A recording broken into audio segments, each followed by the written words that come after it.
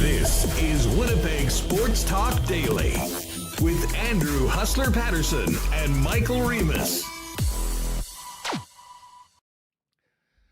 Hey, what is going on, Winnipeg and Manitoba? Welcome to Winnipeg Sports Talk Daily. I would say I hope you all had a good weekend, but I would imagine most people listening to this show today probably had a great weekend because the Winnipeg Jets just keep on rolling and now have a little bit of a cushion.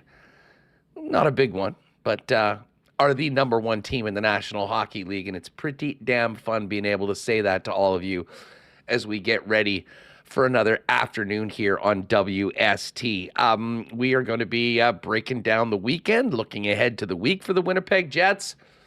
Outside of the number one story in the National Hockey League, which will dominate the show today, and that, of course, is the extension of Toronto Maple Leafs forward William Nylander.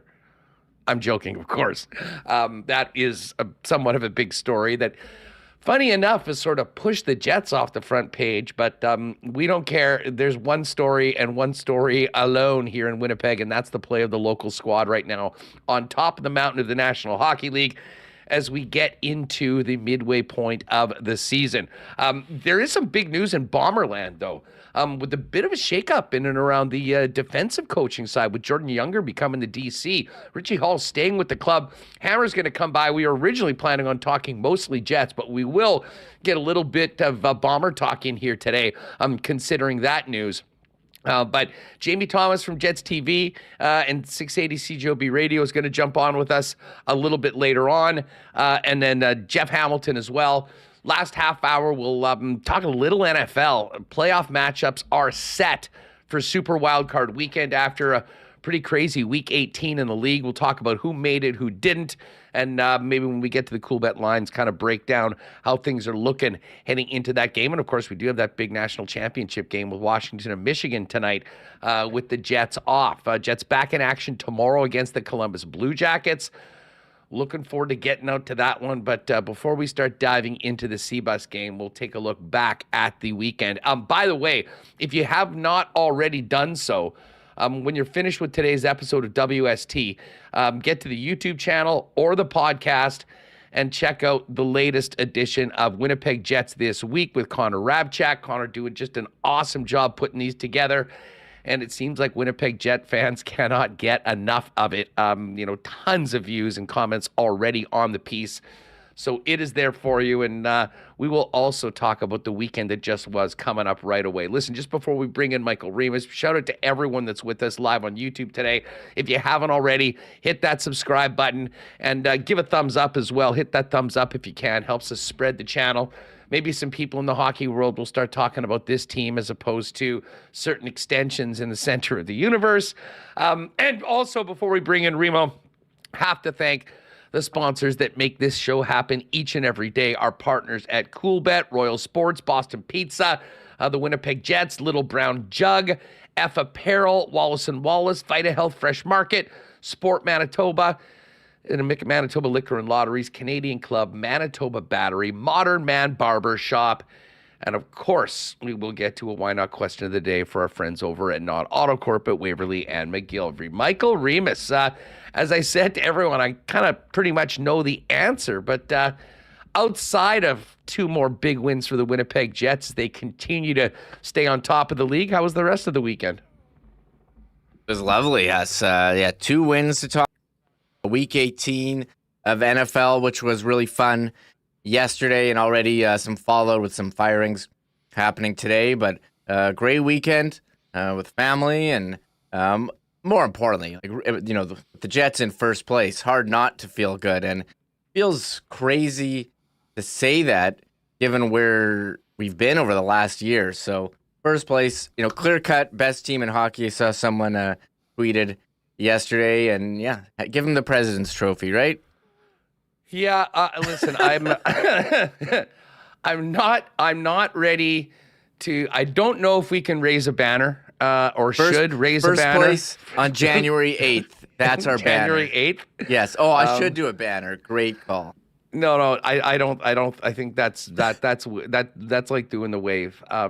Listen, I gave the Philadelphia Eagles all that business after they beat Chiefs for congratulations on being the Week 12 champions, and then they have sucked since then. Yes. There's a lot of work to go for the Winnipeg Jets, but I'll tell you what, and I mean, I don't know about you, but after the game on Friday, I literally on my phone got probably 20 different texts or DMs from people with a screenshot of the standings. And those standing screenshots continue to be tweeted out by Winnipeg Jet fans. And you know what? Good on them. This is not something that's happened before with this team. This team has never been in this lofty position at this point in any season, ever. And people in Winnipeg and fans of this hockey club should feel pretty damn excited about the way they go about their business night in and night out and the results that have been following. And I was listening to Pierre LeBrun talk about this later on, and he'd sort of put out a tweet as well. When you think about, like, we were in Nashville, and if you go back to those shows, there was so much uncertainty about what would become of this club. And, the Dubois trade happened. There was tons of speculation to the point where, it was being reported by the likes of Pierre LeBrun, and I don't mean to pick on Pierre, but I believe to the term with Connor Hellebuck and a potential of re-signing in Winnipeg, quote, the ship has sailed. Well, that ship sailed, turned back around, came back to the Harbour, signed a 7-year extension along with Mark Scheifele, and everything else since then has just been all business. And I don't think there's a better example of that, Remo, than last night's game. Again, we'll get into what happened in Anaheim as well on Friday night. But, I mean, every built-in excuse was there. The amount of hockey this team had played, the third game in 4 nights, the 5 and 7, against an Arizona team that, has had some big wins this year and beaten a lot of good teams. And it's not an easy out, not the easy out that they'd maybe been in previous seasons. And the Jets absolutely manhandled them last night. I mean, that was, if there was any questions about what this team is able to do when, they're probably not in an ideal situation, they answered every one of those last night with, a 60-minute beatdown of a team that, is not the Anaheim Ducks or San Jose Sharks, with all due respect, or the Blue Jackets or the Blackhawks or the Rockford Ice Hogs is probably what they're going to look like when they come here this week. I mean, of this 5-game stretch, this absolutely, last night's game was, at least on paper, the biggest challenge. And the Coyotes had absolutely no answer for the Winnipeg Jets, plain and simple. Yeah, people in chat are giving us more excuses. Shout out to Chris Nielsen, says, don't forget the time zones, Hess. They start off in the Central, went to the Pacific, and then went to Arizona, whatever time zone that is now. Who can keep track? Oh, the other excuse, they had a day off Saturday and golfed on the dad's mentor's trip, and and then came out. And I've been expecting a slowdown, Hassan. Like, when are these guys gonna lose? Because you look at the upcoming schedule this week. Tomorrow against Columbus, Thursday against the Rockford Ice Hogs. The Chicago Blackhawks. But you look at this team, and there hasn't been any slowdown at all. They gave up a lot of shots to Anaheim. Lauren Brossoit stepped in and was excellent and kept the streak alive of 3 goals or less. And I thought, I was on the excuse train last night. I was like, Arizona's been very good at home. They're kind of in a playoff spot. This is a different team. And they have Vamelka starting, who's just stolen the Jets in the past.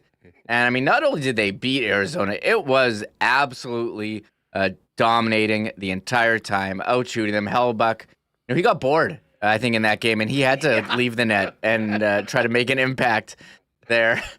Playing the puck and, fumbling it a little on a bouncing puck. I mean, this team, you look at in the standings. So let's just bring it up. We haven't looked at the standings on screen. Let's bring it up. Yeah, bring it up. Bring it up. Show everybody. And by the way, SK in chat, who is the biggest Vejmelka guy in WST history, the Jets are breaking everyone. They finally broke Vejmelka, and they did last night. But there you have it, gang. Look who's on top right now in the NHL. There it is. And this is by points.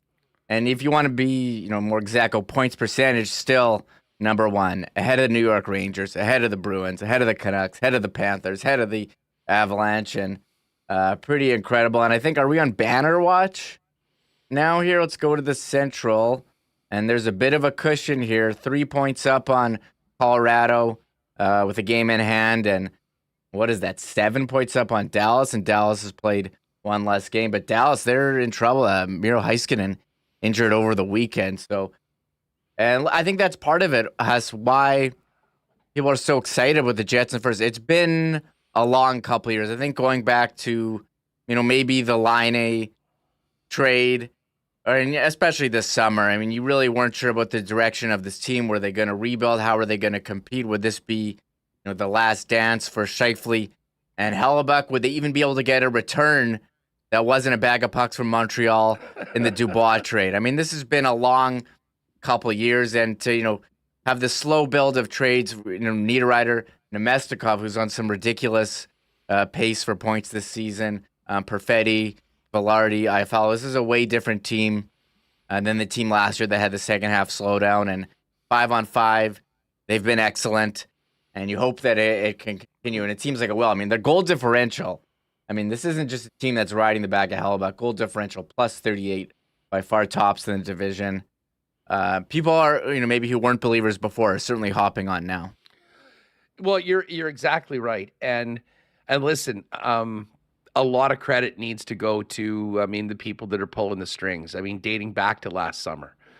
And you can go back and watch our shows. They are all 700 plus of them are there for you on the YouTube channel. And if you go back to around the summer, obviously every day we're talking about, the latest news from any insiders about what's happening with Hellebuck, what's happening with Scheifele.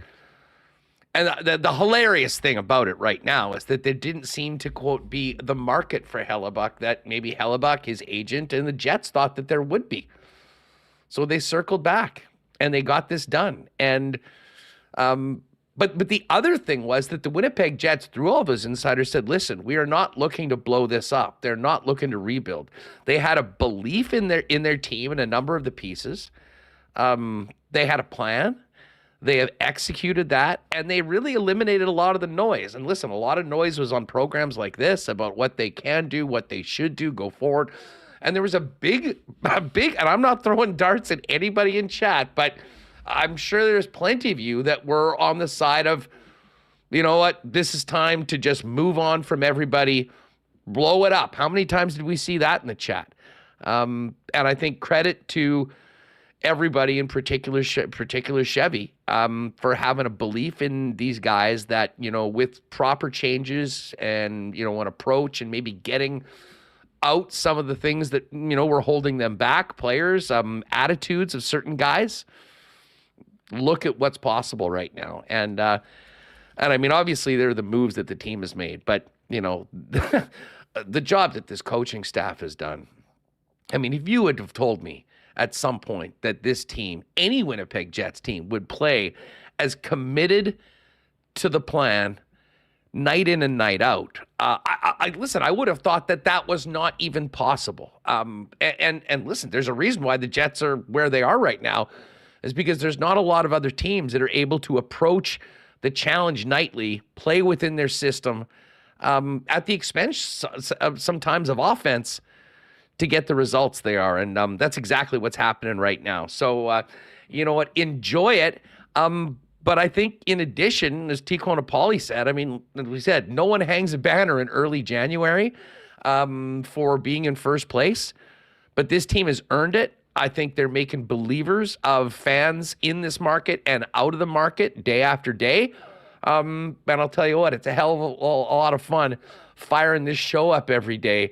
And it has been over the last couple months, as the Winnipeg Jets have proved well, night after night after night, that they're not just a decent team. They're not just a playoff team, that they can play and beat anybody in the National Hockey League. And if you can say that about your team, you're a legitimate Stanley Cup contender. Yeah, I'm going on Money Puck right now, Huss. I mean, they're like, we can pull what up. does Money Puck have to say? They have traditionally always been pretty high on the Jets in the past. Well, they have them at the highest odds in the league to make the playoffs, 99.3% chance. So I've been saying for a while now, start planning your April. Make the final, they're 12.7%. A couple teams ahead of them, Dallas, Vancouver, Jersey, Colorado, Carolina, Florida. But hey, I think you'll take it. And first in the division, this is a crazy one. Best odds for first in the division right now, 52.4%. So not only making the playoffs, not only hosting a playoff series, first in the division. Incredible what we're seeing, and bring back a lot of memories, but also moving forward here with this new group that, as you mentioned, has a lot of new players that weren't here last year, like Gabe Villardi, like Nino Niederreiter, and it's not just one guy driving the bus. Every night it seems to be a different line. Who's going to do it? Like Mark Scheifele scored twice yesterday. It was, first time in a bit, but, Nino Niederreiter's been in there. He's got 12 goals. Nikolai Ehlers has, since going to the top line, he's been excellent, with a couple plays yesterday. It's funny. Kyle Connor still leads the team in goals with 17, and he hasn't even played throughout this whole stretch. Adam Lowry's on his way to 10 goals. He's got 8. Morgan Barron got 8. That fourth line has been dynamite the last couple weeks. Alex Iafallo, how many 10-goal scorers will this team have? They're doing it throughout the lineup. Defensive game, very strong. Goaltending, strong. Everything's going well for the Winnipeg Jets. So, this is And listen, Ticone is saying, hey, you know what? This is the first, this first half of the season. I get it and all that, and the wins are important. But what really matters in the playoffs. The one thing that I'll say why I think we should all be excited legitimately about what the potential of this team is that the way the Winnipeg Jets play night in and night out is exactly the way you win in the playoffs. You have to be committed to defense. You have to have people in the right spot. I mean, this is not a matter of outscoring teams every night in a run and gun show. It's about limiting chances of the other teams. It's about keeping the scoring chances down. It's about making your all-star goaltending, the all-star goaltender's job as easy as possible. And that is exactly what they've done. And to your point about, Kyle Connor being out and still being the leading goal scorer of this club, Remis, it's about being a team and having everybody contributing. And there is no team in the National Hockey League, I think you can say safely right now, that is getting more important contributions from players from 1 to 12 in the forward lineup, from 1 to 6 on the defense core that's being thrown out there every night, as well as 1 and 2 for the goaltending. And, stick tap to the goalies because, another perfect little road trip with 3 wins, and Connor Hellebuck had 2 of them. Laurent Brossoit had 1 of them. And we can officially start today, Remo, the Jennings watch, because as cool as would it be to have Connor Hellebuck win another Vezina, for the team, a team to win a Jennings trophy for both of their goaltenders would be an incredible accomplishment. And I'll tell you what, if the Jets play the second half of the season like they played the first half of the season, I think it's highly likely that that would be some hardware that would be coming to Winnipeg. Yeah, I'm starting to think about which hardware as well. I've had the eye on the Jennings trophy for goals against average, and they're the Jets here. Number 1 in the NHL, 2.38 goals against. Next closest is the LA Kings, who've really had a bit of a slowdown here after a hot start. Florida Panthers, 2.51. Canucks, 2.59. You can look at Money Puck here. Goals saved above expected. Hellebuck, a significant lead here, number 1. And you talk about hardware. Rick Bowness, it was his Jack Adams to win that, got taken away after that second half fall. Rightfully so. Jim Montgomery and the Bruins were a juggernaut all year, but I think Rick Bowness certainly in consideration as it stands right now. Connor Hellebuck for Vezina, Jets, Jennings watch as well, Jets banner watch for the Central, but also, what about Hart watch as well, Hart trophy for Connor Hellebuck. I think it could be a number of players, but the impact that he's having as a goalie and the streak that they've had with 3 or less has been absolutely incredible and something we haven't seen around the NHL in years. So, I mean, we can go on and talk about how great this team is, and we should. It's a lot of fun, Huss, and I see everyone's having fun in chat, and we got over 600 people here, and we just started. This is pretty fun. That's right. Everyone that just popped in, hit that subscribe button and join us. We're here every day talking about the number one team in the NHL, the Winnipeg Jets, here on Winnipeg Sports Talk. Hilarious one from Bobby B. Huss and Remo, as much as I love to hear from him, please don't invite our hockey rabbi back on the show until the streak is over. And then he can use his "this too will pass" parable. I will say, Bobby, the rabbi did come on at the beginning of the season and bless the Jets. And this blessing, I think, has really come in. So Leibel took a lot of heat all summer. He'd be out with his kids walking around and people would give him the business for the appearance last year. I guarantee it was right around this time when he came in and he wasn't really sold.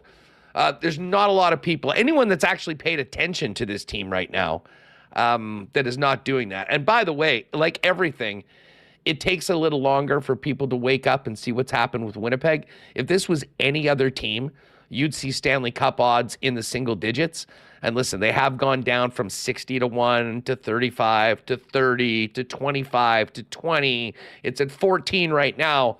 And listen, people are going to be waking up, and that's going to be coming down as well. But as T. Konopoli said, it will be determined who the true champion is in the playoffs.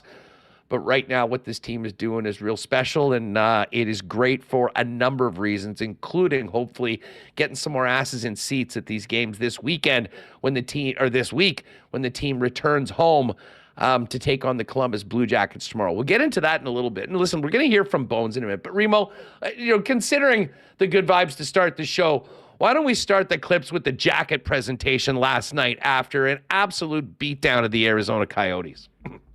All right, here's the jacket presentation. Boys, way to finish the road trip. Bruins. But I gotta give it still out.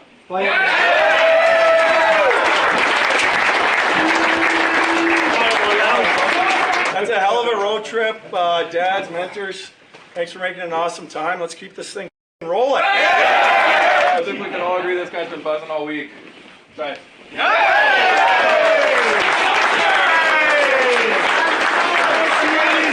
Hey boys, that's awesome. With all the dads here going 3-0. My dad missed the bus today too. No phone.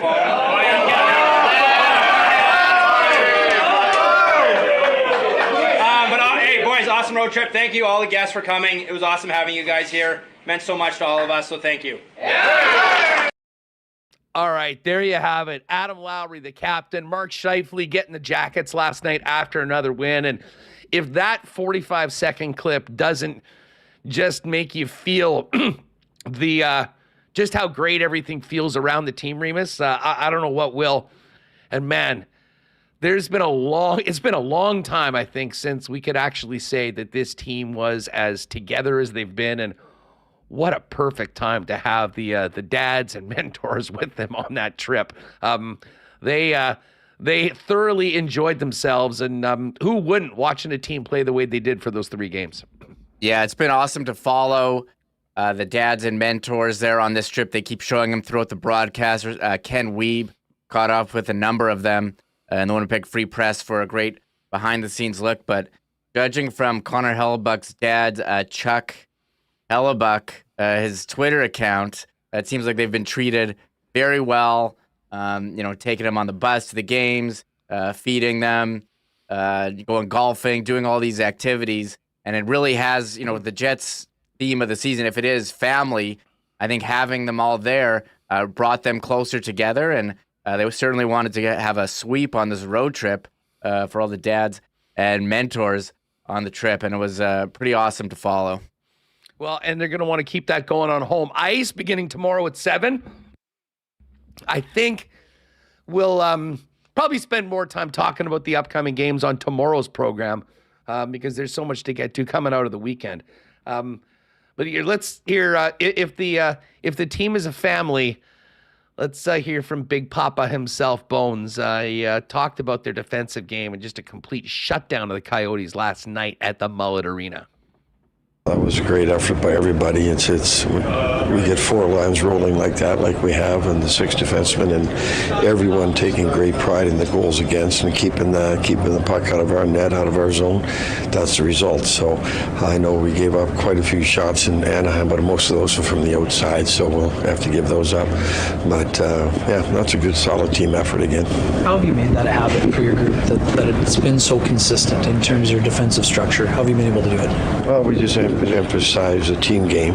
We emphasize pressure all over the ice. We emphasize as soon as they get in the zone, get on them as quick as we can. We just emphasize pressure as much as we can all over, so they're not carrying the puck in. They're not going east to west on us, so they're not making plays. So tonight we were right on. All right, so there's Bones after the game, and you mentioned, every single player's bought in. I still think back, when we're talking about this team, or when people in other markets ask me about, well, what's different about this team this year, Reem? It is the, we remember Bones saying, everybody here wants to be here. Everybody is all in. And a lot of people would take that, okay, well, it's great that he's saying it. I think it's pretty safe to say that this team is showing that was not BS every single time they dropped a puck in an NHL game.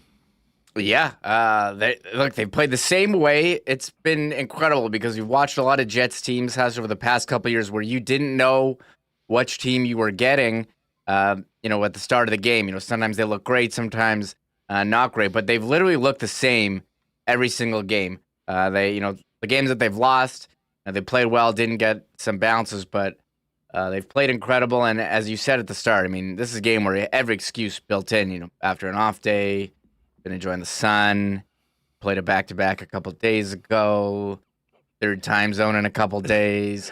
That's an old era. That's an old era where we would hear all that in the self-fulfilling prophecy before the games even took place. Tristan Rivers is a great one. We just saw, Mark Scheifele getting the jacket. Big game last night, along with Ehlers. My God, that play that Ehlers made to Scheifele's goal. We'll talk about it with Jamie Thomas in a minute.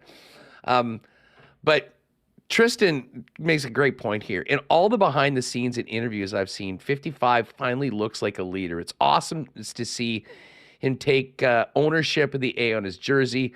His video clips never looked forced anymore.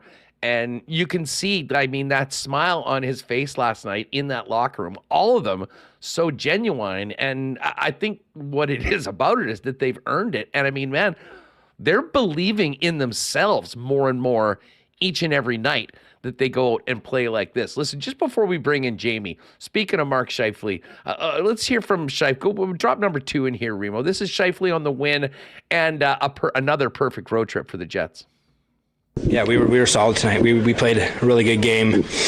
A lot of games in a little amount of days, and to finish off on that note, especially with the dads on it, meant a lot, and it was a great effort by a lot of guys. I was going to say, what did it mean to spend this time with your pops here? Yeah, it was amazing. It was amazing to have him here and get to spend time with them and laugh and joke, and meant more to me than words can even describe. Is there a highlight that you can share? I don't even know if there's a particular one. It's just the entire time. It was just a lot of fun with all the other dads and guests. A lot of laughs, a lot of fun times. So just the whole thing. 20. All right, Cole Perfetti, big game last night. Couple more points for the youngster, and this just goes to show the vibes around the club right now. Take a look at this one. This is Perfetti after the game, talking about being top of the mountain in the NHL right now. Yeah, that's not an easy feat. You look at the teams in this league, you look at the player, it's so hard night in, night out to win and, on a consistent basis. And, we've been, doing that. And, you look at the teams that we're ahead of, and, it's amazing, how, we're just coming together and playing really good for each other. And, everyone feels really good about their game. So it's a lot of fun, coming to the rink every day. You got a smile on your face and it's a lot easier coming to the rink when you're winning games. Can you sign this quickly? In the middle of media? Yeah. Okay. We gotta go here, guys. Are you kidding me? Secret. He just really wanted to talk about his past to himself. Yeah, honestly. autograph seekers, even in the dressing room, in the middle of media, they're guys having some fun afterwards. Nikolai Ehlers getting some Cole Perfetti ink on an item, presumably for a dad or whoever Nick had on the trip. Listen, let's get Jamie Thomas in here. Just before we do that, let's just give a big shout out to our friends at Canadian Club. Winnipeg Whiskey Festival coming up. We'll have details on that, but you might want to get your early bird tickets now for that. Of course, Beam Suntory, a big supporter of that. And right now, I think there's a lot of toasting wins going on amongst Winnipeg Jet fans, to be perfectly honest with you. And why wouldn't there be? Pop by your local Manitoba liquor marts and get the Canadian Club favorites, or the original, the 100% rye, the CC Classic 12-year-old. And again, there still are limited supplies left of the CC Invitation Series, the 15-year-old sherry cask, the signature CC Classic 12-year-old whiskey finished with the secondary aging in Oloroso sherry casks. All the hallmarks of classic Canadian Club with added richness and sweetness of sherry. Available now for a limited time until they're gone at your local Manitoba liquor marts. And when you are toasting these Winnipeg Jet wins with Canadian Club, just remember, do it responsibly. Got to give a shout out to our friends at Modern Man Barber Shops. Guys, thinking about a new look as you get into 2024, or just time for a great haircut? Get on down to one of 8 Modern Man Barber Shop locations. They've got you covered with haircuts, beard shaping, shaves, color services, and more. Easiest way to make an appointment and book your look is do it online at modernmanbarber.com. And don't forget to give them a follow on Instagram as well at Modern Man Barber Shops. And hey, big things are going down for our friends at Manitoba Battery. Yeah, of course, we're getting some snow. The temps are going to fall. So battery demand's a little higher right now. But the biggest thing going on for our friends at Manitoba Battery is they're excited to announce that next month they're opening up a second location in the south end of Winnipeg. Donnie and the gang want to thank all of you for your support along the way. And for all you South Winnipeg folk, you'll be able to get your batteries locally and conveniently from the new location at 452 Dover Court. We'll have some sales and grand opening specials coming as they get closer to the grand opening date. But on behalf of Manitoba Battery, thank you, WST fans, for making Manitoba Battery part of the WST family. For more information on your battery needs and the best prices in town, go to manitobabattery.com or give them a call at 204-783-8787. All right, let's continue not talking about William Nylander's extension. Let's talk about the real story in the league, the number one team in the damn league, and that's the Winnipeg Jets. Jamie Thomas from Jets TV joins us now. JT, I mean, what a weekend. What a weekend. Yeah. What a run this team is on right now. And I mean, an absolute exclamation point on the road trip last night. Their third game in 4 nights. I mean, all the things that, you know, could maybe set up, what do you want to call it, a trap game or an off night? Not even close last night. I mean, 60 minutes of domination over a pretty good Coyotes team last night in front of the dads and mentors, and you could just see how fired up every single guy in that dressing room is as they keep this thing going. Yeah, I agree with you, Huss. Like the game itself, when you think about in the second period, there was one moment where you're like, okay, the Coyotes are working their way back into this. Because remember the save that Connor Hellebuyck made on Justin Kirkland in the second period when it was 2-1, and then Cole Perfetti goes down a little bit later. That could have turned the tide of the game. But that ties into what Rick Bowness has been saying all along. You need timely saves and timely goals. And there's a timely save from Connor Hellebuyck to preserve the 1-goal lead, and then Cole Perfetti gets a timely goal to make it 3-1. The Jets essentially run away from things on that one. But you would think with the third, you and Remis are talking about, there's all these built-in excuses throughout a National Hockey League season. Okay, you've just come off a long road trip. This is usually the track game here. This is your third game in 4 nights. It feels like they have looked past any type of excuse that they could have and work their way through it and find a way to win hockey games. And you don't want to have those conversations afterwards. You don't want to say, well, it's our third game in 4 nights. We're tired. Things just didn't go our way tonight. You would rather talk about how you won and how you found a way to win that hockey game that night. And that's what they're doing more times than not this year. And it's an incredible streak they're on right now. And I'm with you on this whole thing. You have a contract for a certain player with the Toronto Maple Leafs, and you're completely, from a national perspective, overlooking the hottest team in the NHL just because of one player that I'm not going to get into it because I'm just going to get mad. It's so stupid, Huss. I don't know, the fact that it was great the Jets were in the national conversation the other day with the whole Cole Perfetti / Ryan Hartman thing, but why does it have to be that, not how well they're playing? There was nothing on Hockey Night in Canada on Saturday about this team, the best team in Canada. And they have those things on TSN. They have them on Sportsnet. Who's the best team in Canada right now? Well, that conversation hasn't come up lately, right? So it's just whatever they can do to not talk about the Jets seems like what's going on right now. And to me, that's horse crap. They are the best team in the NHL right now, and no one's talking about it. So keep talking about your stupid extensions on certain players. Just keep overlooking the best team in the NHL. That's great. That's great sports coverage of there's 7 teams in this country. 7. How many of them are playing well right now?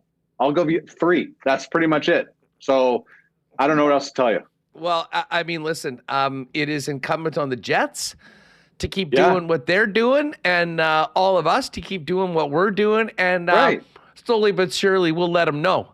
But the Jets are letting them know every single night. And you know, as far as the team goes overall, and I mean, you know, these games, because I said last week on the show heading into the San Jose game that this was a huge opportunity for the Winnipeg Jets. You know, they had gone through a meat grinder in December, playing some of the top teams in the league, and rising to the challenge. More than rising to the challenge, but I mean, taking care of business night after night after night. And then all of a sudden, I mean, it was, as far as just looking at the block dates, like for games, somewhat of an imposing schedule. But, you're playing a bunch of teams that are outside of the playoff line, and it was an opportunity for the Jets to really keep it going. And the way that they played in these games, taking care of that business has frankly been a calling card of them all season long. I mean, even if we think back to October, where the record wasn't where it is now, listen, they lost 2 tough games to Vegas. They lost 2 tough games to Dallas, as well as October and then into November. But they were beating the teams that were below them in the standings for the most part. And now everyone's below them in the standings, Jamie, which is the interesting thing about it. But they continue to do it. And I mean, to get wins in all 3 of those games in a quick 3-game road trip over 4 days, and to come back with, Columbus and what's left of the Chicago Blackhawks. It said last week, there's an opportunity. Like, we could be talking next week about a team that if they do what everyone knows that they're capable of doing, of a team with a little bit of a cushion in the division. Did we think they might have a little bit of a cushion in the overall standings? Maybe not. But that's where we're at right now. And what's the best part about this, and what I think, you hear this in conversations off air with fans day after day after day, is that they're not being carried by 1 or 2 players. This is a team that is getting contributions from every single guy in the lineup. And, Remis was just going, Kyle Connor's still the leading goal scorer on this team. Dude hasn't played in a month. And they'll look forward to getting him back and think of what that does to it. But the way that this team plays night in and night out, the commitment to defense, the way they've helped their goaltenders rise to the top of the league in goals against, is something that you can count on and you can replicate night after night after night, because this team is not relying on one guy that if they have a bad night, the team is screwed. Far from it. Everyone's got a piece. Yeah, and let's go like San Jose. How many times have we seen the Jets go into San Jose and get goalied? And I just think of like twice last year. I thought once in December. You were just waiting for something like that to happen. In that first period, you're like, oh, Mackenzie Blackwood, don't know the guy really very well. And all of a sudden he's putting on a show and they fall behind 1-0. They worked their way through that. John Gibson was outstanding in Anaheim for a bit, but then they worked their way through that. So just like little things along the way here just goes to show you the commitment and the buying in that we've heard consistently throughout this point streak that they're on right now. We're buying in. We're all on the same page. So the show of that is on the ice and what's happening. So they don't ever seem to panic. They're tenacious throughout when the time comes, when the pressure of the other team, when they get in the offensive end, same thing. They're not giving up much in front of Connor Hellebuck or Laurent Brossoit. And your point about, goaltending, and pushing them to the top of the NHL. There was a little stretch there where Laurent Brossoit is working his way back into what the Jets are doing, trying to remember, getting used to where certain defensemen are going. They're trying to get used to where he's going to be in certain situations. So now you got a backup goaltender that's playing as well as Laurent Brossoit is, which was the whole plan when you brought him in this offseason. You're comfortable with him. You know what he's capable of. And he has that Stanley Cup championship as well to have that the little championship aura around him when he comes in too. So you were waiting for a little bit for Laurent Brossoit to play the way he can. Now he's there. So now you have a solid 1-2 punch and goal. You have an excellent defense right now, and they haven't been able to get Declan Chisholm or Logan Stanley in the lineup because you can't. All 6 defensemen are playing well, so there's not that built-in excuse we got to take somebody out. And Rick Bowness has talked about that too. That easy conversation, that easy decision in the dressing room or the coach's room is not there anymore. That guy hasn't been playing well, so that's easy to put this guy in. That's not happening right now. So and then you always hear about teams needing all 4 lines to chip in. That's happening right now. So how many teams in the NHL this year had their 4th line score in 5 consecutive games? I'll probably give you none. So without even looking. So that could be an inaccurate statement, but it sounds cool at this time. So just that has been to have your 1-2 punch and goal. They just have everything. And yes, the power play we're still waiting for it, but you've seen signs. That backdoor tap in pass from Nikolai Ehlers to Gabriel Velarde in San Jose. They got a big power play goal from Cole Perfetti against Anaheim. So and the penalty kill was perfect on the road trip. So there's just everything's starting to come together. And now you sit there and think about, okay, they're coming off a long road trip. That first game back is always a crutch. Well, the last time they went a long road trip, they beat Colorado 6-2 on home ice in the first game of their homestand. So it's so impressive what's going on that you're just trying to find other ways to describe how well they're playing. And I'm glad Jets fans are on this right now because they've earned this. They've been waiting for this. It's an exciting team to talk about.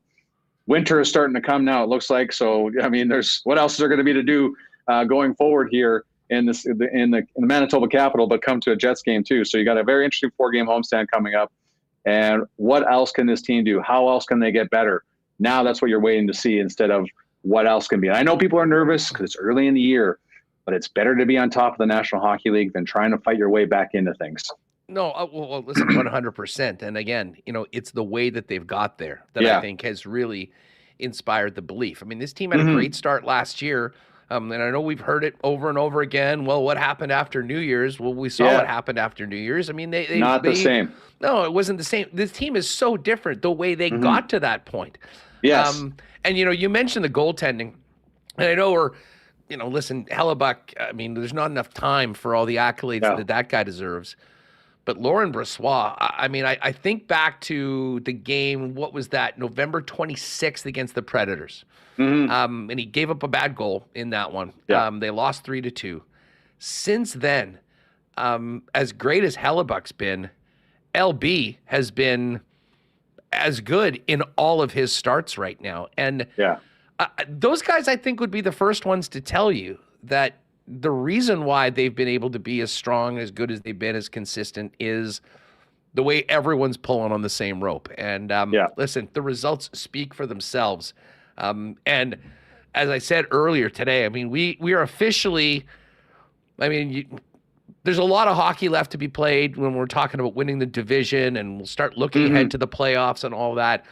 The one thing that I think that every single guy in that room would love is the fact that we can legitimately put a Jennings watch on right now as this team puts a clinic of defensive hockey night in and night out, helping their goaltenders. And if this team can pull that off, I'm not sure that there'd be a more an award for a team. I mean, it's not a one guy. I mean, even a Vezina trophy is great for the goaltender. Connor Hellebuck won that in the past. He almost did it because they were so leaky at times. They gave him plenty of opportunities to show what a world-class goalie he was. Yeah. This is the entire team coming together. And tell you what, we'll be paying attention to that number throughout as they go forward. But overall, let me ask you about a couple of guys, though, individually. And specifically last night, when we saw, Mark scored his first goal and right afterwards turned around to Nikolai Ehlers. Those players playing together has been magic at times. But my God, it was great to see Scheif get a couple because he'd gone a little cold for a few games, as had that line. But I got to tell you, man, I mean, Nikolai Ehlers continues to be one of the underrated stars in this league. And, man, some big goals on the road trip, but also some plays like that one to set up Scheifele that's simply world class. And again, just one of 12 forwards that's doing their job night in and night out. But the emergence of him playing the way he is night in and night out, along with Cole Perfetti, has really added a whole new level to what this team is capable of offensively. And they're both getting it done with big-time back checks and doing everything that their teammates are doing in their own end.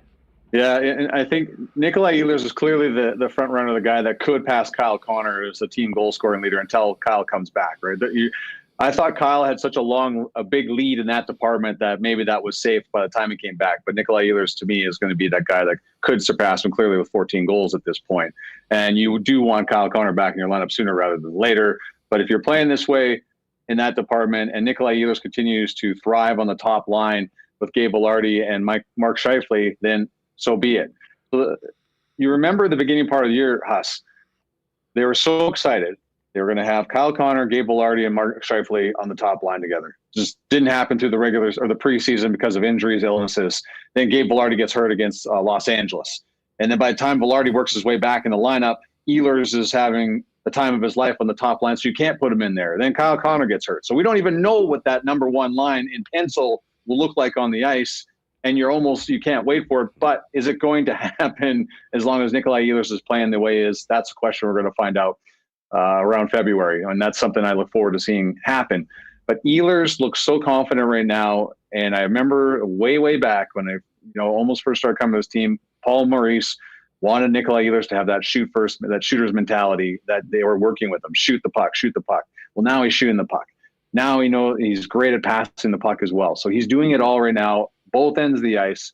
He's scoring those electric goals. He's got those highlight reel setups on the power play as well. And the Scheifele yesterday at the end of the road trip yesterday. So I think he's doing it all that way. So they have to appreciate what he's doing, and it's fun to watch him every night. We've been waiting for this since he was drafted, through that early part on the same line with Patrick Laine and Brian Little as they were working their way through the defensive end of things. So this has all been building up to where Nikolai Ehlers is right now. And man, is it so fun to watch. And how this all fits in when Kyle Connor comes back will be interesting to see nonetheless.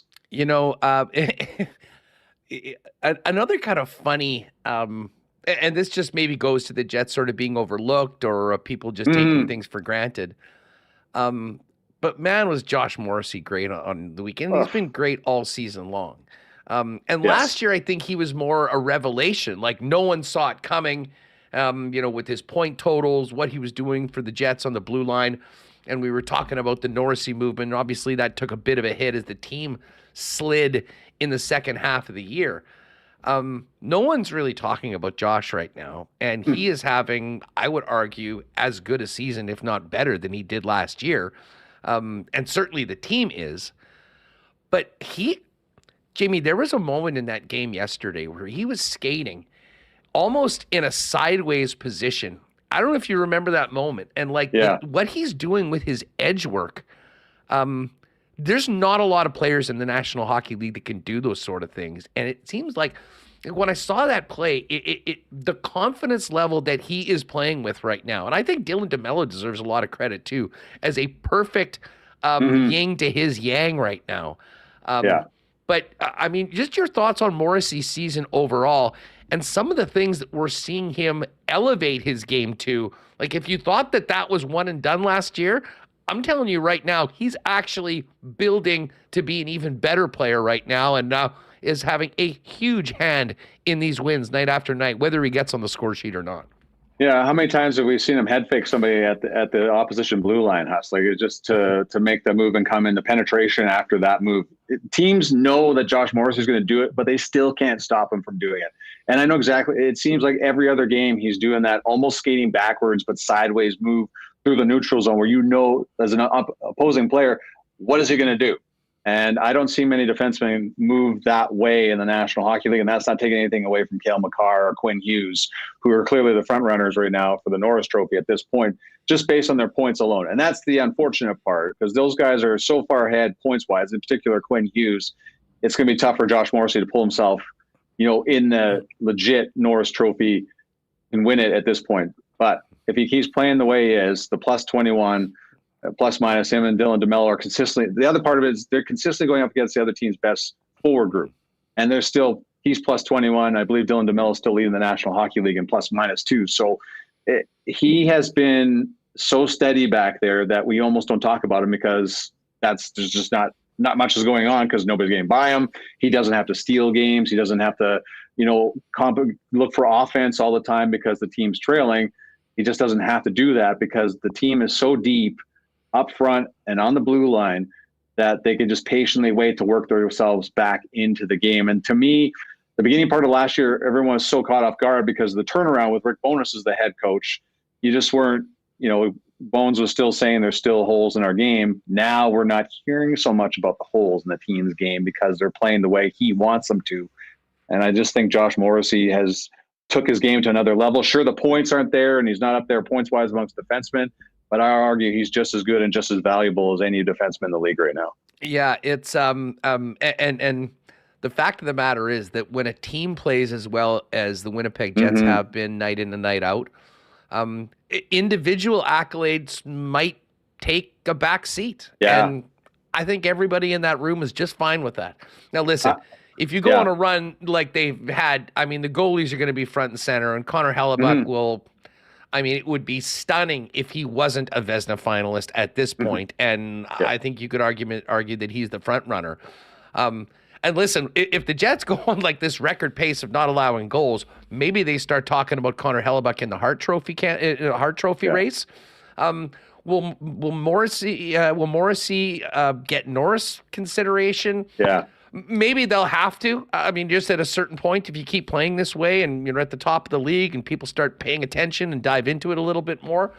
But as I say, the identity of this team is not about individual awards or anything like that. It's about team wins. And we've been seeing it over and over again, and they've got 4 big opportunities to do it on home ice beginning tomorrow against the Columbus Blue Jackets, Jamie. And I guess the only thing to do is to get back home, get a good sleep tonight, and get back ready to put the work boots on tomorrow and try and keep this thing rolling on home ice in front of the home fans.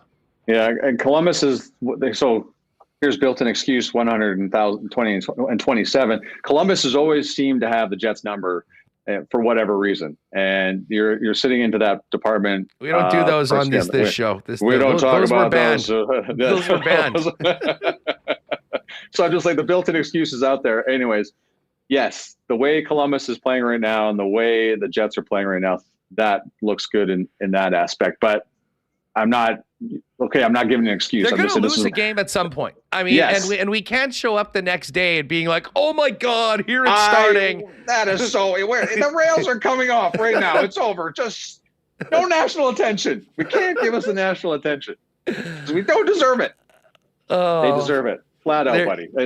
There you go. But I mean, this, you've got, games Tuesday, Thursday, Saturday night against the Flyers, then 2 days off against the Islanders, and then actually 3 days off before the Senators. So there will be some rest around the corner, but it's not coming this week, and it all gets going tomorrow. Hey, what do you, I mean, as you can see, we've got nearly 800 people in the chat right now, by the way. Shout out to everybody new. Hit that thumbs up button and subscribe. And hit the subscribe. Subscribe to the easy. Channel.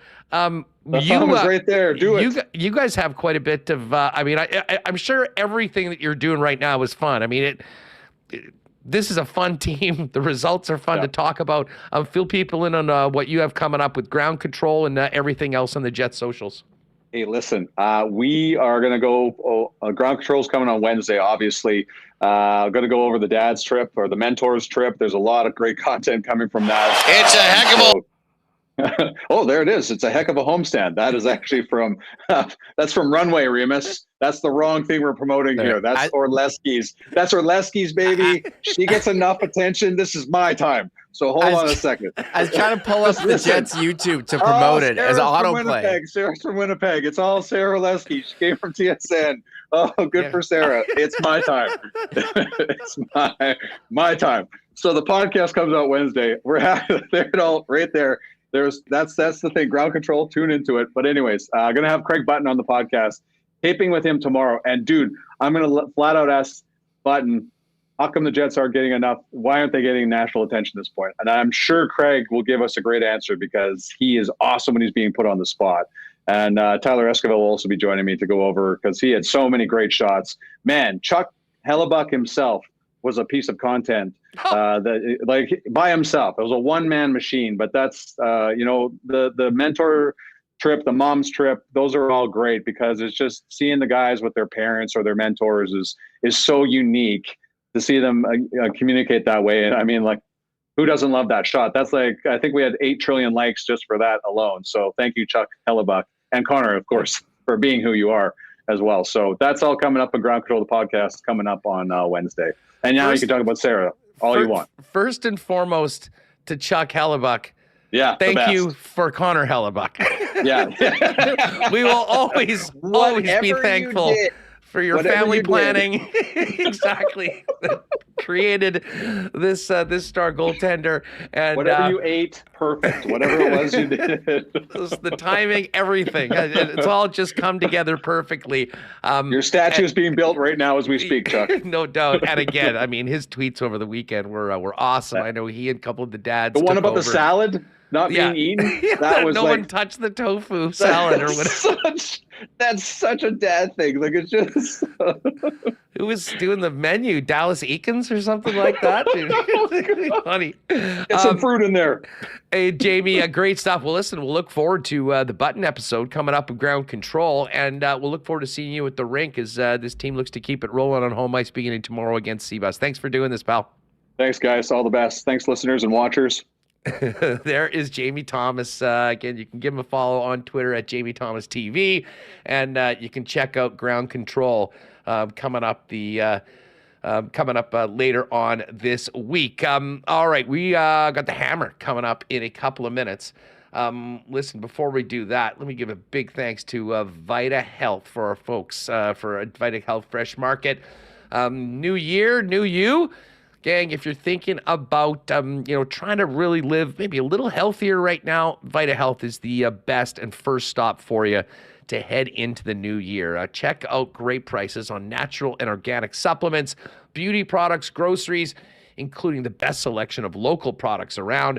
And if you're thinking about looking, particularly most of our listeners are men, many supplements that can help you live to your best, including Canada's #1 line of men's health supplements, Prairie Naturals, helping males address the challenges with prostate health, andropause, low libido, low testosterone, stress, male energy, and performance.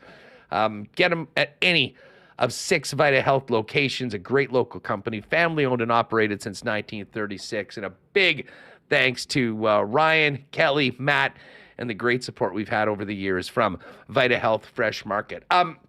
Let's shout out our friends at Wallace & Wallace, too.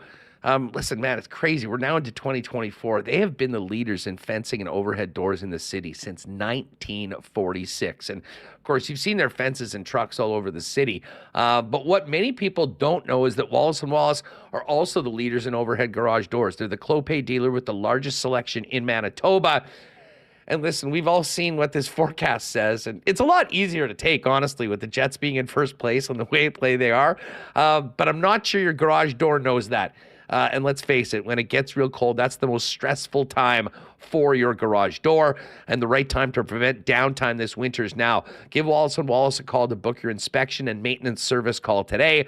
For residential and commercial overhead door sales and service, there's only one name or two you need to know, and that is Wallace & Wallace. And hey, while we talk about getting into the new year and looking good, maybe getting a cut at Modern Man, guys, if you're looking at upping your menswear game for the winter and heading into summer, there's only one place to go, and that is down at F Apparel at 190 Smith Street downtown. Andrew, Alex, and the guys have the best prices on the best-looking custom suits made to fit. starting at just $400, along with chinos, golf pants, custom shirts, both tucked and untucked styles, and an incredible selection of menswear accessories. If you're getting hitched this year or in a wedding party, talk to the guys about a 15% discount when the wedding party gets their suits at F Apparel. And they've also got great deals all year long. So your best bet is to check them out online and make an appointment at F. That's EPHapparel.com. Or pop by and see them at 190 Smith Street and say hi to the boys for us and tell them that Winnipeg Sports Talk sent you. All right, we're going to get Jeff Hamilton in here in a minute. But I did want to get to a couple of these other clips from the Jets coming off of this roadie. And Remo, I know we heard from Mark Scheifele on the win in the road trip, but let's hear from Scheif on last night's game and just getting that final win at the end of the road trip, and of course after a great day off, where they got to go out golfing with their dads and mentors as the number one team in the National Hockey League. It doesn't sound much better than that, but they did the job the following night when it was time to get back to work. There's no excuses in this league. No one's going to give you any excuses when other teams are doing it too. A lot of other teams are playing a lot of games in little days, and you just got to find the energy, and we did that tonight. It's been like to get your line going again offensively in the last couple here, Mark. Yeah, it's been great. Started to roll a little more. Our flow's been a little better. Obviously after the break, you have a lot of days off the ice, and sometimes you lose your rhythm a bit. But obviously a fantastic effort again tonight, and 3-0 on the road trip's pretty awesome. What did you think of the Nikolai Ehlers accidental pass to himself? Yeah, that was a funny one, but obviously a great shot. He's a fantastic player, and sometimes those things happen. All right, so there's Mark Scheifele, got the jacket last night, and listen, he and all of his teammates playing at such a high level right now, and that's why when you look at the NHL standings, go way up right to the top. That's where the Winnipeg Jets are. Listen, Cole Perfetti's been awesome this season. He's really developed, his game defensively as well with a great stick. But listen, offense is the name of the game when it comes to Perfetti. Involved in a couple goals last night. Here's what the youngster had to say about a big night for he and his club, finishing up the road trip in style. I've seen the first one. It looked like, did you actually get your stick on the puck, or did you hit his stick into it? I think I hit his stick, and he was, I don't know what his play was. I think we were just kind of both battling for it, and we both kind of just whacked each other's sticks and ended up just getting into the middle. I think, it was just trying to be a puck battle. I don't know what really happened, to be honest, and glad he was in a good spot and made a nice shot, so it worked out well. What did you think of Josh's backdoor pass to you there? That was great. Yeah, it's a great look. We talk about that all the time. He's got that vision, and when he gets moving down the wall, you can really find a weak spot and a soft spot in the ice there. And I've been working on that with him and trying to find the right time to pop into that spot. And he starts wheeling down and kind of just got lost in coverage, especially with being 6-on-5. And he made a great play and just tried to chip it up in the air and get it over the goalie. And again, I don't know what happened. It was a scramble and the puck went in, so I was happy to take it. I was going to say, did you get it the second time when it was in the air? I flipped it up and then I whacked it, and then it kind of just was bouncing, and then it stuck right on the post, beside, just hugged up right against the post. And I don't know, after that I couldn't really see from behind the net what really happened. I saw Bubs come flying in, and I don't know what happened, but it went in the net, so it was good. All right, there's Cole Perfetti breaking down a couple of the goals last night. Here's one more from Perfetti, and then we're going to bring in the hammer. Here he is on this just this streak of 10 wins and 2 overtime losses on this 12-game point streak by the Jets. Yeah, it's like I said, it's just fun. Come to the rink every day. You're winning, and it's not easy what we're doing. It's fun. You just feel great about yourself. You feel very great about your game, and coming to the rink every day, just having that confidence in yourself, knowing what we can do is special. So I'm just going to try to keep this going. Was there a highlight from getting to spend the time with your dad, and did you beat him on the course? Yeah, beat him on the course. He's a good player, though. He's a good player. He's really good back in the day. I think once he had me and my sister, and we took all of his time away, so his golf game kind of slowly started to wither away, but you can tell he still got, he had it one day. He was pretty good, but I think just, spending this time with him, him getting to see, the ins and outs, the everyday life that we live on the road. Like, he knows what it's like at home and stuff like that, but he doesn't realize, or see every time, like, getting in late and traveling the way we travel and on the plane and all the nice fancy dinners that we go on. Like, it's pretty special to, share that with him. And, it's going to be a trip that we cherish for a lifetime, and, hopefully many more to come. All right, there's some good stuff from Cole Perfetti. Hey, listen, just before we bring in Jeff, I do want to, of course, the Jets have a big 4-game homestand beginning tomorrow against Columbus. Thursday is against Chicago. Unfortunately, we will not see Connor Bedard, who broke his jaw on the weekend. We'll touch on that maybe towards the end of the program. Saturday night against the Philadelphia Flyers should be a great one, and then the following Tuesday against the Islanders. The only thing those mild trolls from Minnesota have on us, and I even heard it today in the lock shop from some Oilers people, said, giving Winnipeg the business for having some empty seats. So there's only way to shut everybody else up. But I can tell you right now, this is the time to, if you haven't been or if you've been on the fence, get out to a game right now. We have not seen a Winnipeg Jets team play with this much commitment to each other night in and night out, and the results are following, and it is a lot of fun being at the rink if you haven't been so far this year. And again, winnipegjets.com/tickets to get tickets right now. And I would also suggest to those of you that maybe had seats in the past or were thinking about getting in on a package, another great time to do it right now, because we pulled up the numbers. What was it, 99.3% for the playoffs? I think we can safely say that we're going to have some playoff hockey in town this year. And with this team built the way they are, playing the way they are, could be plenty of playoff games. So you're going to want to have seats for that too. So get on over to the website, jets.com/tickets, and let's see you out at the rink this week, Winnipeg Jet fans. All right, Monday's just not a Monday without a visit from the Hammer. Let's welcome in Jeff Hamilton of the Winnipeg Free Press. Hammer, what's going on? How are you? Good, Huss. Just finished off nine phone calls with 9 different head coaches, and just recently off a phone call with the new special teams coordinator, Mike Miller. So been a busy day of 3-down football and an otherwise awesome day in and of itself. How are you doing? I'm doing great. I mean, I think everyone, the chat's doing great. I mean, listen, the vibes are about as high as we could have possibly imagined. In fact, I don't think anyone could have imagined us being in this spot right now with the hockey club. But listen, while you mentioned it right off, we may as well get to this because I don't want to get lost down our Jets path. And then, oh, by the way, some pretty interesting news out of the Bombers today. New defensive coordinator, Mike Miller doing special teams. We heard last week that Paul Boudreau would not be coming back to the club. Just give us a quick fill in on the moves today, and what is where's Richie Hall in all of this? Yeah, it's a great question, Huss, and those were the questions I sought out to get answered. And so when we got our opportunity to talk to Mike O'Shea, he answered them. So here they are. So it's an interesting situation, to be sure. I think, well, Jordan, let's start with the Richie Hall situation. It was a demotion.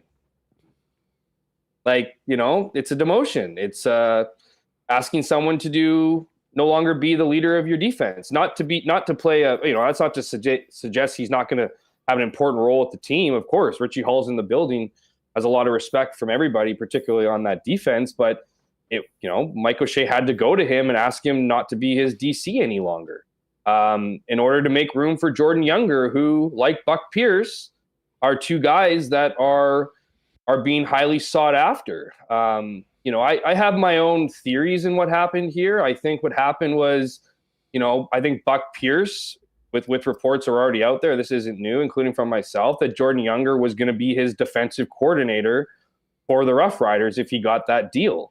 And so that was a package of 2 that played itself out. Of course, we know that Corey Mace is there now, and he's about to announce his staff, I think, later on this week.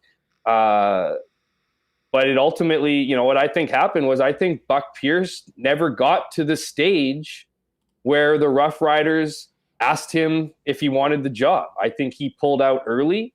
I think this was, probably part of the agreement that if he came back, he would obviously get a raise in pay. And I'm sure, Wade Miller had no problem meeting that. And I imagine, I don't want to put this on Buck Pierce or suggest that, he went in there and demanded things. I think they saw another guy who has been hungry, and Jordan Younger, for a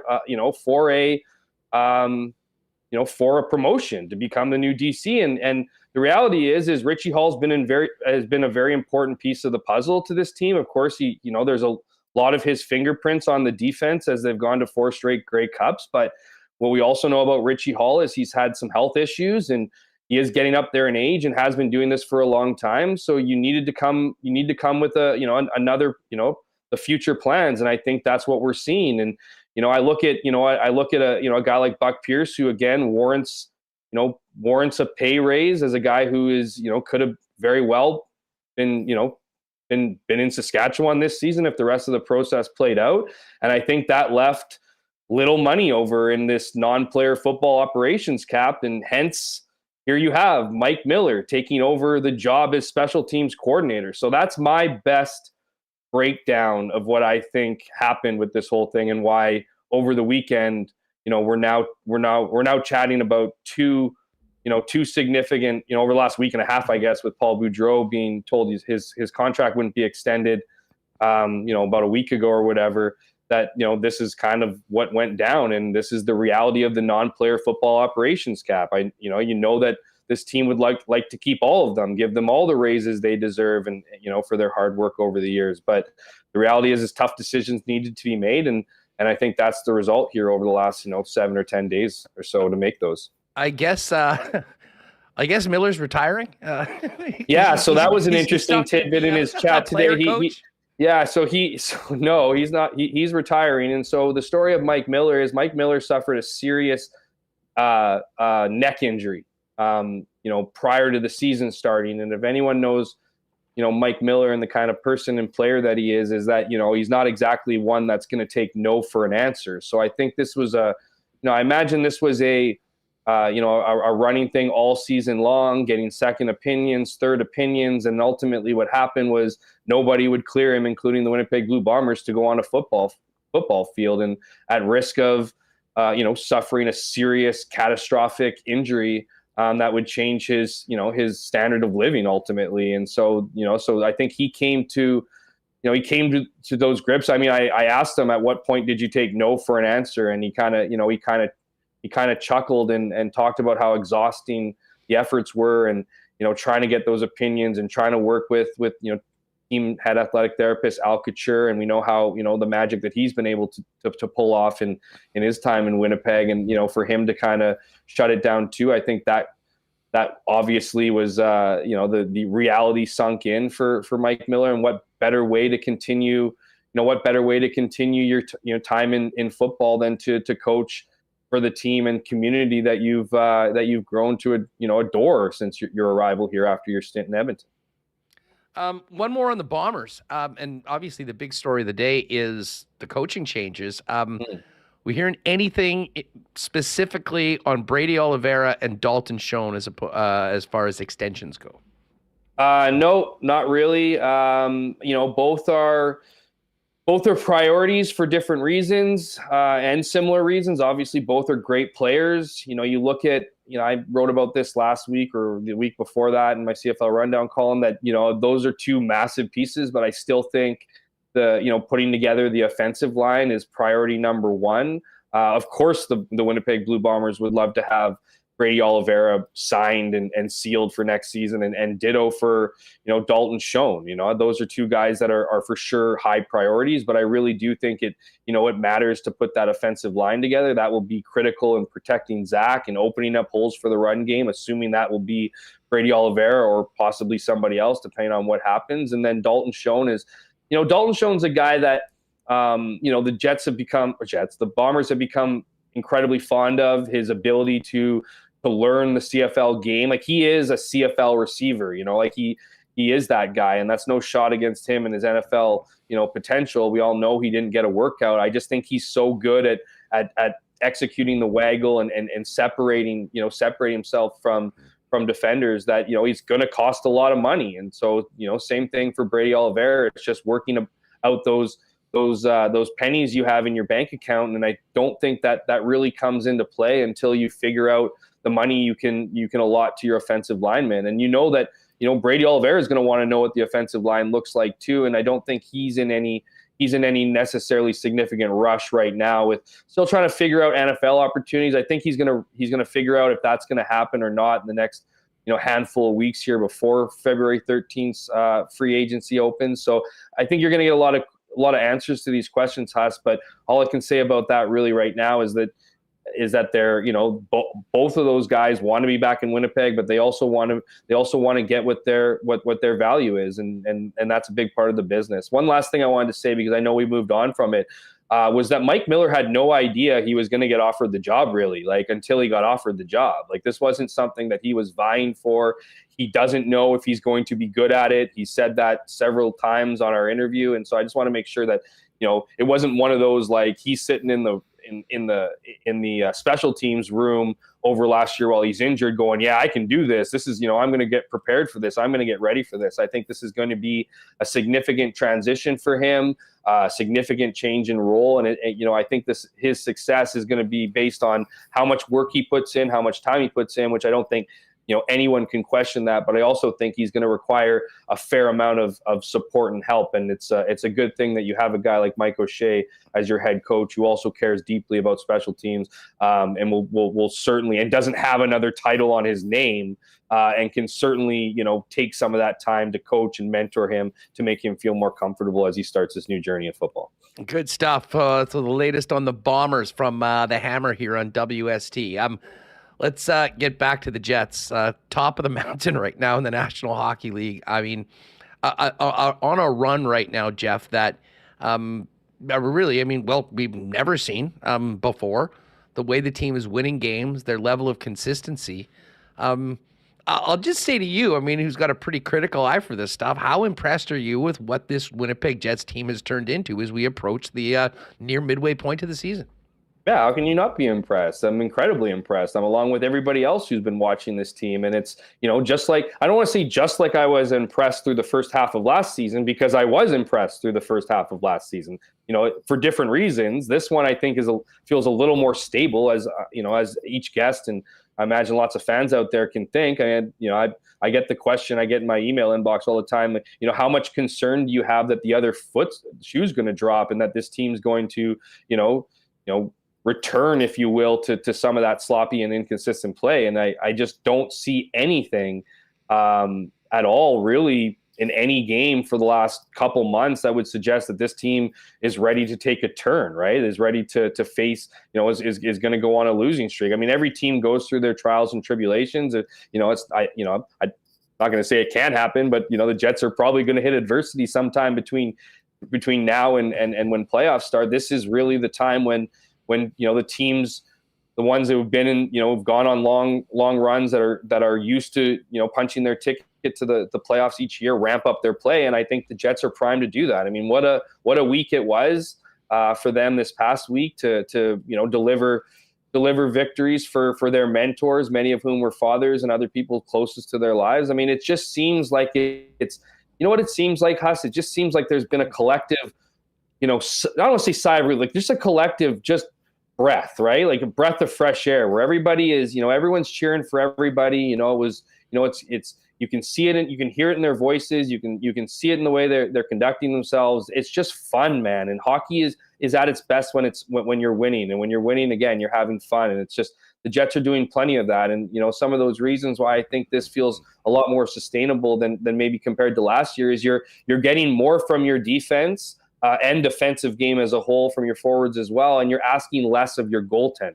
And I think that has been the a bit of the secret sauce that's been missing with this team. Is I think when you have a goaltender like Connor Hellebuck, it kind of allows you to cheat for offense. And and this year I think they're taking a real appreciation for the grind, appreciation for what they're achieving in the goals they're not allowing, and not so much the goals they are scoring. And I think when you can bring that into your locker room, when that becomes your mentality, when you're getting contributions up and down your lineup, when you're celebrating guys who are on the bubble of making your lineup, but still are, to be in the night-to-night roster, but are still contributing as if they're, just as important as everybody else. And then you can cheer for anyone who's on the ice at the time. And, it kind of sounds a little weird to say cheer for guys, but I really do mean care for the success of all your teammates. And I think that, in ways was not so much missing in that anyone was wishing ill will on any of their teammates, but I think it was a lot of individual stuff before. And what we're seeing now is a collective sense of team, and it's showing up on the ice, man. And I'm one of the hundreds of thousands of people that are just having a blast watching this team execute night in and night out. No, you are, you're bang on. And I think when we were going into this season, and especially post Thanksgiving with the extensions to Hellebuyck and Scheifele, we spoke about the depth of this team and said, well, you know what? The team looks a lot deeper up front. I mean, yeah, they're missing Pierre-Luc Dubois. We'll see what that does to the top six. But bringing in these players, with the addition of Niederreiter, and Vladdy the Batty, this team has, it's set up to be a much deeper team. We have seen that night after night after night with, one line might, have a couple of off games. It's being supplemented by the fourth line, the Adam Lowry line, which really sort of led the way right out of the gate earlier on. I mean, Perfetti and Iafallo, and I can't say enough about Nemestikov and what he's done in a number of different situations. I mean, absolutely. Well, I mean, now, Toninato, Axel Jonsson-Fjällby. I mean, literally, we could say every single guy on this team and point to a few games where they have been very, very impactful. But it's the sum is greater than the individual pieces because of the way that they're playing, and the coaching staff gets a ton of credit for this, has not only helped the goaltenders, but absolutely helped the blue line, which I think at the beginning of the season, if you polled most people, was the area of greatest concern. And now they're taking a run at one of the greatest streaks defensively in modern NHL history right now.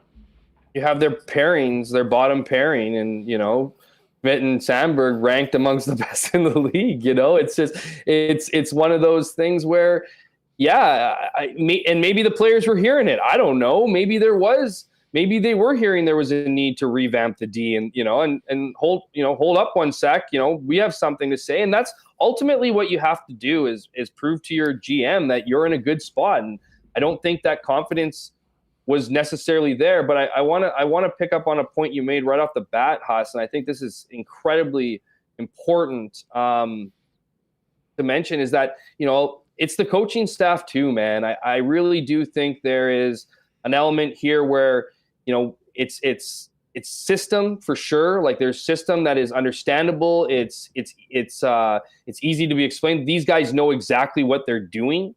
It seems like, you often hear from players go, it's so important to know what to do at all times. And it almost seems like overcoaching and maybe in ways it can be, but these guys seem to know exactly what they're doing when they need to do it, and it fits the model of the style in which this team's played. And I look at previous, and it's not just Rick Bowness. It's Scott Arniel, it's Brad Lauer, it's Marty Johnston, it's everybody down the line who is not just willing to come up with these systems, of course, and implement them, but working with players individually, one-on-one. Like I think this is a really special group of coaches that are bringing out the best in the players. And again, I just think that kind of attention to detail, that kind of effort that's put forth, I think players recognize that, and it's contagious. And when that spreads throughout when that work ethic spreads throughout your locker room, you see what we're seeing with the Winnipeg Jets. You see the consistent play on the ice. You see the camaraderie off it. You see, all these little moments throughout a season add up to something special. And there's a reason why this team's the best league in the NHL is because they got it. They figured those things out. I said this on a legal curve on Saturday morning, the 3 C's of success, consistency, confidence, and camaraderie. And right now the Winnipeg Jets have all 3 of those in spades. Okay, speaking of a legal curve, I've got to get to something. But hey, shout out to Howard Ginn. I figured I'd just lay the transition for you. Howard Ginn is there in Doha, Qatar, tuning in. Shout out Howard. Let him know if there's any Qataris that are looking for a hockey team to follow. Tell them to jump on the wagon right now. Yeah, exactly. Hammer, first off, I did not see your segment with IC. That's too bad. But I'm going to go back and see it because, well, we can discuss it right now, though. I'm out at the game last night at my local watching the game. and I'm talking to one of my buddies who is a big fan of all the shows, and he goes, "Oh my God, Hammer was on IC yesterday, and they were talking about the Jets, and they were talking about potential trade acquisitions, and Jeff Hamilton brought the name up of Sidney Crosby, and he sort of gave me a little bit of the a bit of the take, and I just sat there and I'm like, God damn, I'm sitting at a bar top right now. This might be the greatest bar top conversation I have had about this hockey club in forever. Now, I mean, we can get into how realistic anything like this is, but why don't you reset this? Because my God, we had fun. We talked about it for another half an hour after it was brought up. I'll be honest. It was that good and that juicy. And to be honest, with the team in their situation right now, why not have fun conversations like that if we're talking about a big ad that might be able to take you over the top? Yeah, of course. So I talked about the idea. I can't even get into it without, dragging it out here a little bit and smiling. The idea of the Jets going after a guy like Sidney Crosby. Here's my take. Do I think that Sidney Crosby is going to be a Winnipeg Jet by the end of the year? The odds are no. The odds are against the opportunity that he's going to be there. But I've been hearing a lot of rumblings between colleagues and other people I know around the league that there's conversations that are happening in Pittsburgh. First of all, Pittsburgh is not trading Sidney Crosby so long as they're in a sniff through the playoffs. And they might not even do that even then. We all know how important Sidney Crosby is to not just the Penguins, but the city of Pittsburgh, and staying one place is an awesome thing. But he's the franchise. Of course he is. And but he's also an incredibly great player. And he's got a year this year and next year on his contract. And if the Penguins nosedive, I think there's conversations potentially out there to move on from if that ever happens. I know how ridiculous as it sounds, but if that ever happens, there's only so many teams I imagine Sidney Crosby would want to go to. And the ones I've been hearing about a little bit, Colorado, obviously Nathan McKinnon, being, that connection with them, right? Again, this is all under the context of something like the impossible would have to happen. But then there's the thought that he might be interested in coming to a Canadian market. And so you look at Toronto, that's obviously a team that would go out. They just signed Nylander. You probably have to trade Nylander if they even want to think about that. But I'm saying with the Winnipeg Jets in the place that they are, they're first place in the National Hockey League. If they can continue this up and everything can go right, the moon can go right, everything, why are you not trying aggressively to get a guy like Sidney Crosby? He's exactly what you need. He's a centerman, a leader. He's a team that anyone needs. So I know people are going to roll their eyes at it. And I am just offering a little bit of, craziness / excitement to a fan base that, half of them can take it for what it is. Half of them want to kill me just for even suggesting it. And I love that. That's fine. But the thing that I think is the reason why I bring up the Winnipeg Jets is because any deal that includes Sidney Crosby coming here, this ridiculous suggestion, Hammer's a moron suggestion, it would be Rutger McGroarty would have to be going the other way. And it wouldn't just be Rutger McGroarty. And so I say that because the Pittsburgh Penguins like him. They wanted to draft him. They like him a lot. And so any conversation that would include Sidney Crosby would have to include Rutger McGroarty, and maybe that's a non-conversation.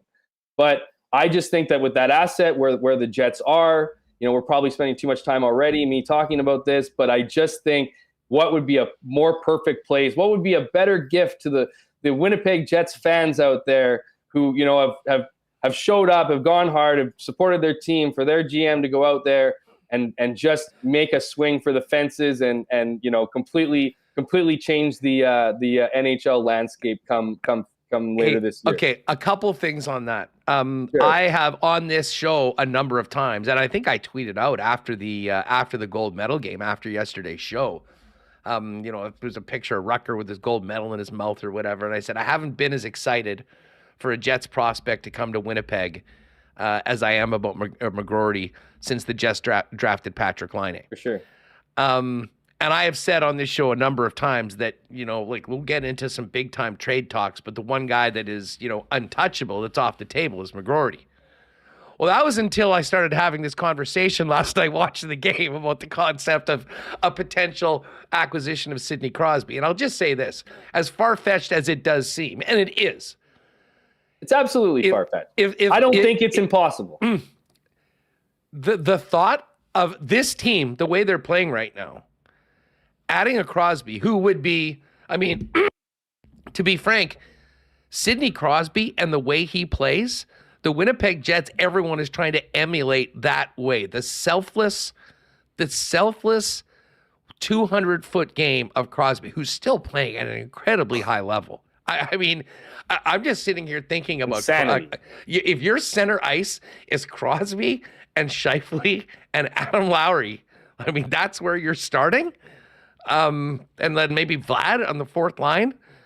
I mean, that's incredibly exciting. And now all of a sudden, I'm glad we're back on here resurfacing this thing so I can get more hits. But this is the other thing that's part of it, Huss, is that he's under contract for a year and a half.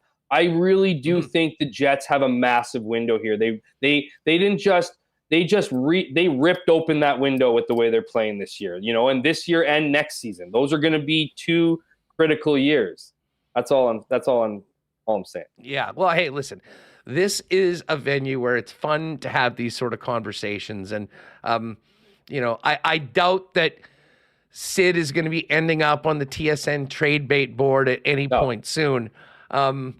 But doesn't that speak more to what we've seen from Kevin Cheveldayoff when it seems like it's never going to happen with something? Now, this would set that whole thing in a whole different universe, but who knows? Well, and I would say a but that I'm like, I would not even bring up, or I would hang up the phone for people calling and asking about Rucker McGroarty unless it was Dubas and a guy like Sidney Crosby. But again, I mean, a fun conversation to have. And I guess it brings us back to the point that this team is number 1 in the league. And for a player like Sid, like, I don't think Sid is the guy that needs to go. Like, I mean, he's not Dubois who's trying to find himself, and he's only got a couple places because he wants a city. Like, he's here to play. He's wherever he is to play hockey, and he's there to win. And you could absolutely make the argument that right now, with what the Winnipeg Jets have done up until this point, they are a team that is built to win now, and they're winning more than anybody else in the National Hockey League.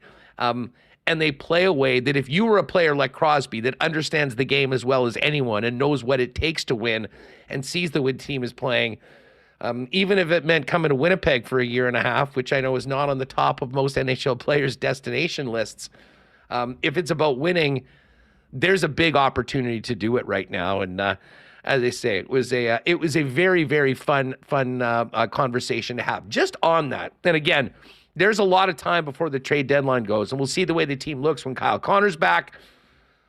But we talked earlier about how at the beginning of the season, it seemed like the defense was really the area. Geez, the Jets really need to do something to improve their blue line. And it's hard to make that argument right now because of what they're doing right now and the results that we're seeing. If Kevin Cheveldayoff is making a big run at one big fish to come and join the club, and whatever, that might be a rental, that might be a guy with another year of term, whatever. Where is the bigger need for the club or the bigger want? Would it be a center to play in the top 6 to round that unit out? Or would it be a big-time top 4 defenseman, preferably on the right side, that could really fortify the blue line heading into a playoff run that, if you're going to eventually get to where you want to be, is going to take 2 months and is going to be some big, tough minutes on the blue line? Yeah, Huss, I don't even care if you have a depleted forwards group, and the Jets certainly don't. You always take top 4, top 2 D-man. Like, that's just, those are pillars of an organization. And, while the defense is certain, the defense has certainly lived up to their end of the deal. Same thing as the forwards on the Winnipeg Jets. I just think if you can land a top end D-man, especially to shore up that right side, it's just going to make your whole team better. It's going to make, it's going to build you for long playoff runs, right? That being said, I don't know who you would name out there, right? Like, I don't know who you could name that's just a top end D-man that would be on the chopping block, and I wouldn't call him a top end D-man, but a name like Cam Fowler from the Anaheim Ducks pops into mind, right? You got to start looking at teams where, guys aren't, teams aren't going to be making the playoffs. You start picking away at their D-man. He's a guy that I think you'd be thought of. Obviously, Chris Tanev's a name that's been tossed out. He would be a guy that would offer some skill and some skill and stability there that already exists. And but the likelihood, because of it's so difficult to find those kind of players, those kind of notable D-men, you end up looking for you end up getting a forward. And right now it probably looks like the Jets are looking for maybe a depth forward. Just add maybe a bit of scoring punch just to solidify lineups, because you need depth too, right? Like you go through a lot of stuff. If you're going to go through that many playoff rounds to win a Stanley Cup, you need the bodies. So, whether that's, names like Sean Monahan or I don't even know. And these aren't, I'm not advocating. Where's a guy like that playing? I have heard that. And the one thing that I'll sort of push back on is that the reason why the Jets are where they are is because of how deep they are. And I mean, they're doing what they're doing. Like, Toninato and Axel are going to be tough to get out of the lineup right now. That line, what did they scored 5 straight games? Like, you always think about the player, like those depth players that teams are looking for are on the Jets right now. Well, no, and I think Kapari's coming back, and then Connor moves somebody down the lineup. And I'm not advocating that you do that. I'm just saying those are usually the moves that are made, right? Yeah. I mean, it's one of those things. It's an interesting conversation, Hush, because I think the Jets are playing so well right now that the argument that every team's top players, like if you went around to every team that was making the playoffs, whether they're in Colorado, whether they're in Winnipeg, wherever they are, most teams would tell you, most veteran players who have been with the team long enough that have those same depth players on their team will tell you that they want to have, they want to bring on experienced guys. Everyone wants to improve their team. I don't know how accurate that is for the Winnipeg Jets right now because of the way they're playing. I don't know if you need that. I'm just saying a lot of things can change from now to the trade deadline. Injuries can happen, right? We're talking about a team that has been playing so well with Kyle Connor out of the lineup, right? And that's probably one of the biggest differences between this team and other teams. The two things is when they get scored on, they don't crumple anymore, and when they lose a big name out of their lineup, they don't crumple anymore either. And so, you're going to get a guy like Kyle Connor back, which is going to feel like a great acquisition, if you will, back in your lineup, and then you're even stronger. And those names you mentioned at the bottom, the Axel Jonsson-Fialbis, the Dominic Toninatos, all those, the Gustafsons, so on and so forth, are going to be hard pressed to all get into the lineup, and that's a good problem to have. I think that's what it comes down to, Huss, is that you're creating more good problems to have, and you don't want to overthink, trade deadlines. But if you have the opportunity to improve your team, and we all know that Kevin Cheveldayoff likes players with term. So I think it makes you a little more patient in your pursuit. But at the same time, when you are in the position the Jets are in, there is a bit of an expectation to build on your team to improve any way you can. And I imagine any opportunity to improve this team will be looked at, obviously, seriously by Kevin Cheveldayoff as we inch towards the trade deadline.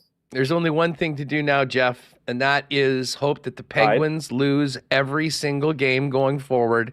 And I'm going to go down to Royal Sports and will this into reality by getting a Jets 87 Sidney Crosby jersey. You just need to manifest it, man. Just manifest it, and whatever. I thought we were gonna, I thought we were gonna get into the media wars of covering teams and stuff like we did on Saturday. But I know, I'm sure your audience has had enough of that stuff too. So it's definitely some interesting times here, Huss. Never boring days around here, and certainly some good ones for Winnipeg fans. Yeah, the media wars, the fan wars. I mean, listen, to me, the Minnesota Wild and everything that comes with that are irrelevant right now.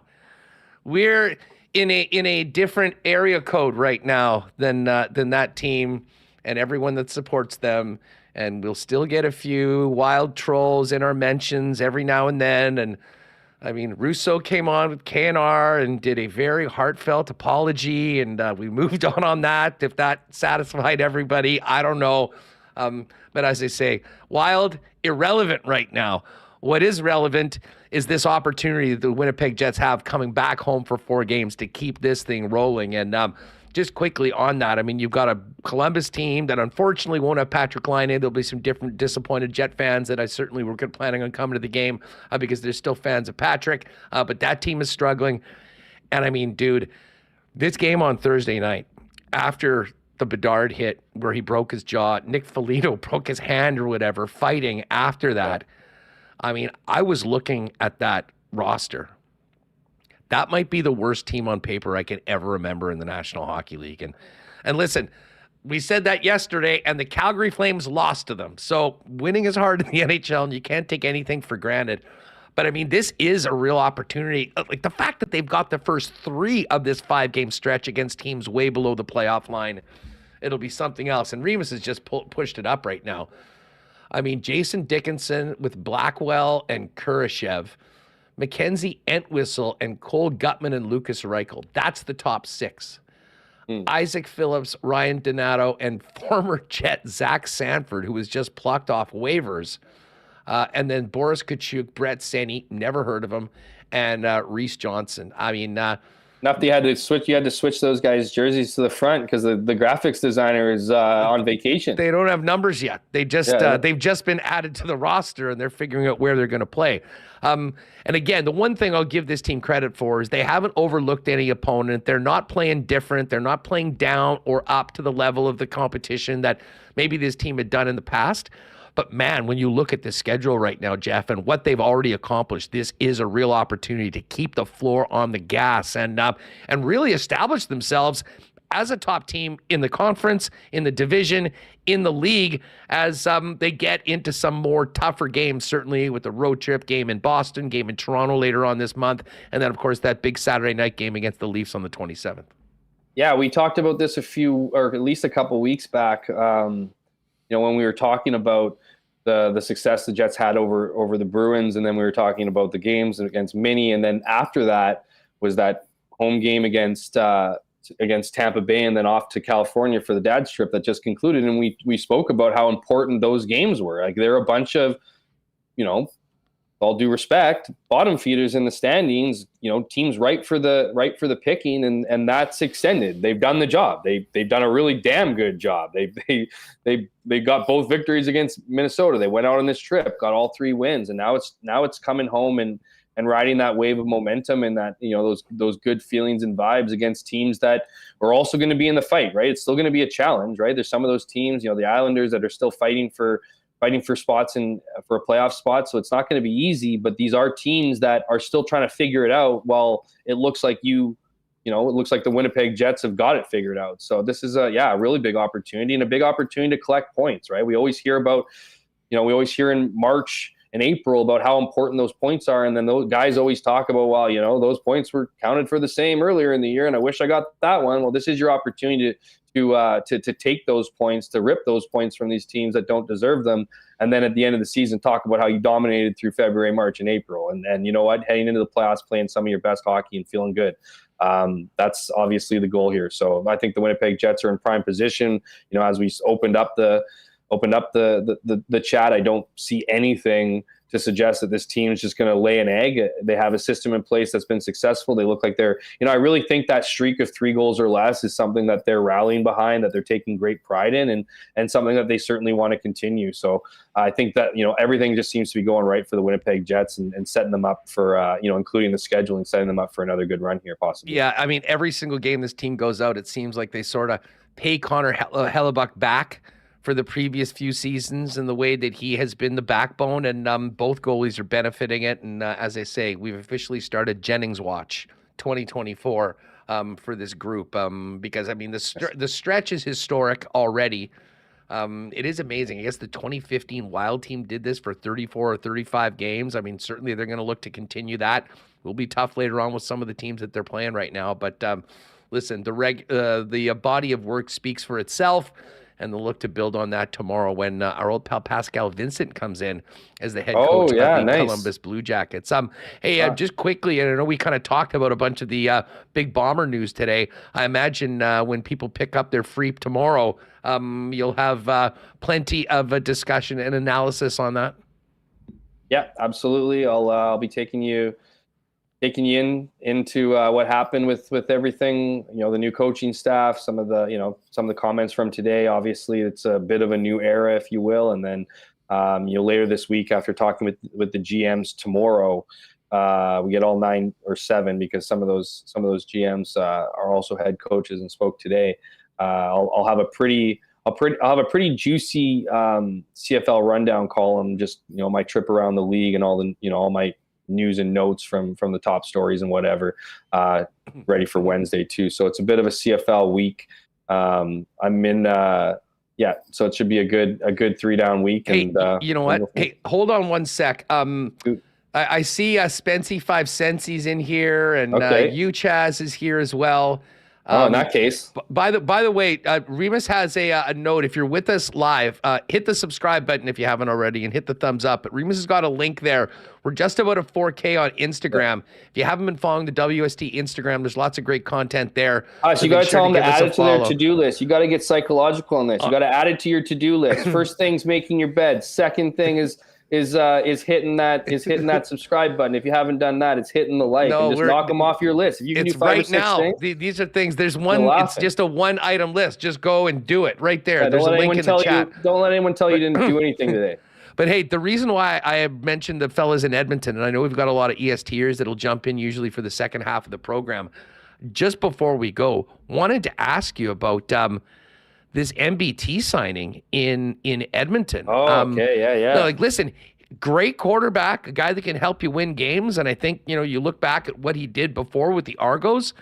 But man, it was really interesting, being so close to so many people in Edmonton, seeing the reaction there. Normally getting a good established winning quarterback is a great thing. What does this mean for Trey Ford? I know you've talked to some people around the league. I mean, what are you hearing about that? And is this Chris Jones just going down his own way in his final year of his deal? So he actually has another year after this year too. So he's not he is. I think this move is playing for his job, because you can't be 4-14 again this year and expect to be back for another season, even if it is your last year. And from what I understand, the Elks don't have any of those existing coaching salaries left on the books. So if they really want to make a change, if they feel they need to make a change, they're in a position to do so. Because, as I don't know if fans know this or general people know this, is you can have kind of one gimme in your thing. Like, you can take one contract that isn't used against your thing. So if you wanted that for that year, it'd be gone. So there is potential for him to go. But to answer your question, Huss, is I think this is Chris Jones saying he doesn't trust Trey Ford to lead a football team. Or at the very least, bringing in someone to help him and learn in what he described today as that natural maturation of being a quarterback. Well, that makes sense. I mean, McLeod Bethel Thompson. This is what's going to be really interesting for me, is that McLeod Bethel Thompson is probably one of the most polarizing players in the CFL. Like, he's led the CFL in passing yards before, but then you watch games and he's not as consistent. Then you factor in that he's been in the East his whole career and has benefited from being in a crappy division. And so, all of a sudden 10-8 looks really good, when in reality you might not even make the playoffs if you were in the West in certain years. So, I am curious. I do like McLeod Bethel Thompson. I do think he's a leader. I do think he is going to bring some stability to that position and certainly bring some leadership to that team, which I think is desperately needed. But it just feels like grasping at straws here, and like, okay, maybe Trey Ford isn't quite ready, right? There's people out there who would hand him the keys to the starter's car right away. And I don't know if I count myself as one of those people if my job depended on it. We saw a lot of great dynamic things from Trey Ford, but a lot of it had to do with running, right? And a lot of it too, I have to imagine this is part of the thought process, is that now you have tape on Trey Ford. So now you can game plan for Trey Ford, and maybe Trey Ford's effectiveness or game planning against him is going to be effective in forcing him to beat you with his arm. And I don't know if Chris Jones, well, I guess we do know, is that Chris Jones doesn't think that he's good enough alone. Now, the other part of this, Haas, is that Trey Ford is on his rookie deal and will remain on his rookie deal. They're not giving him the treatment that they gave Kevin Brown, their running back, and others in the past. They're not taking him off his rookie deal early and handing him a restructured deal worth more money to stick around. He's going to be here. How is that going to affect Trey Ford? I have no idea. But I'll say this right now, and I've said this on your show before. I've written about this several times. Chris Jones doesn't have a good reputation when it comes to quarterbacks, and this just looks like another chapter in that book. He didn't even talk to Trey Ford about getting McLeod Bethel Thompson when I asked him about it today. And, I'm not saying, and he described it as, I don't coddle my players. Okay, that's fair. Not saying you should coddle players, not saying that's the best way to go, but maybe having some respect for the most important position for a guy who came in and probably saved your job last year at the end of the year because he actually got you wins. The Elks were actually exciting, not because of Chris Jones's maybe good defense, but because of a guy who came in that was Canadian, that was throwing and running the lights out for games and actually got you to a level of respectability where Edmonton said, hey, maybe you are good enough to stick around for another season. And that's the part that's weird for me. But you know what? McLeod Bethel-Thompson has all the experience and tools. Is he going to be a guy who's going to help the Elks? Possibly. I just think it's going to be a difficult situation in Edmonton for another year. And like I say about every negative opinion or projection I make, I'm willing to eat crow. I hope the Elks, become a better team. But just, what I'm seeing right now is just not convincing me. Killing it today, dude. Thanks again, man. A great segment. Lots to talk about. We'll look forward to the latest on the CFL and tomorrow's Winnipeg Free Press. Take it easy, and we'll catch up soon. Yeah, I really appreciate it. I'm just gonna walk to my bathroom and yell in the mirror for a bit. You got me all fired up. So we'll get to that. We'll do next week too, and looking forward to it. And shout out to all the listeners out there. You guys know you make the show. Good stuff. Thanks so much. There's Jeff Hamilton. Give him a follow on Twitter at Jeff K. Hamilton. And for those of you that are in here from EST, the Edmonton, to definitely give Jeff a follow. One of the best in the biz when it comes to covering the Canadian Football League. All right, we got lots to get to. I see Cabilla's talking about that BS touchdown the Saints scored at the end of last night. We will get to that. But let me give a big cheers to our friends at Little Brown Jug, Winnipeg's favorite local brewery. I am looking forward to a couple LBJs tomorrow at the game, of course, on this 4-game homestand. If you haven't already been this season, or if you haven't noticed, some great improvements to the arena, including craft beer corner, now in section 126 downstairs and outside 310 upstairs. All some great local brews, including our favorite Little Brown Jug. And it's not just their flagship 1919, but generic lager is available as well. You can pick it up at the game tomorrow. And for you season ticket holders, unlike last year, where it was only the domestic drafts, you can get your season ticket discount on the local brews as well. And of course, speaking of discounts, great deals right now. Generic lager, 8 packs of Tall Boys, $19.99 at your local beer store or Manitoba Liquor Marts. And heck, no better place to pop down, though, than the Brewery and Tap Room on William Avenue to try all their favorites for yourself. Check them out online as well, littlebrownjug.ca. Got to give a shout out to our friends at Royal Sports. And listen, with this Leafs game coming up on the 27th, shout out to the WSTers who got our package. Cannot wait to see you all again for what should be one of the biggest games of the year. Of course, the Jets are wearing the 48s, the RCAF-inspired jersey for that game, and one other. I'm not sure when the other game is, but obviously those jerseys, the regular jerseys, the heritage jerseys, all available at Royal Sports. Customized, name and number your favorite player. Thousands of pieces of Jets merchandise, some you won't find anywhere else. Tons of Bomber gear, NFL, Major League Baseball, Raptors and NBA, international soccer, not to mention the biggest and best hockey section in town, and some other great stuff for the winter, including snowboards, boots, bindings. It's all there at Royal Sports, 750 Pembina Highway. And check them out on Instagram at Royal Sports Pembina. Give them a follow for the latest merchandise drops and sale information throughout the year. And hey, we got to wait till tomorrow for the Jets to get back at it. And Monday Night Football will be back next week as part of Super Wildcard Weekend with the Bucs and the Eagles going head-to-head. But tonight, it's the Natty, the college football championship between Washington and Jim Harbaugh's Michigan Wolverines. Should be a great game. Both teams are 14-0.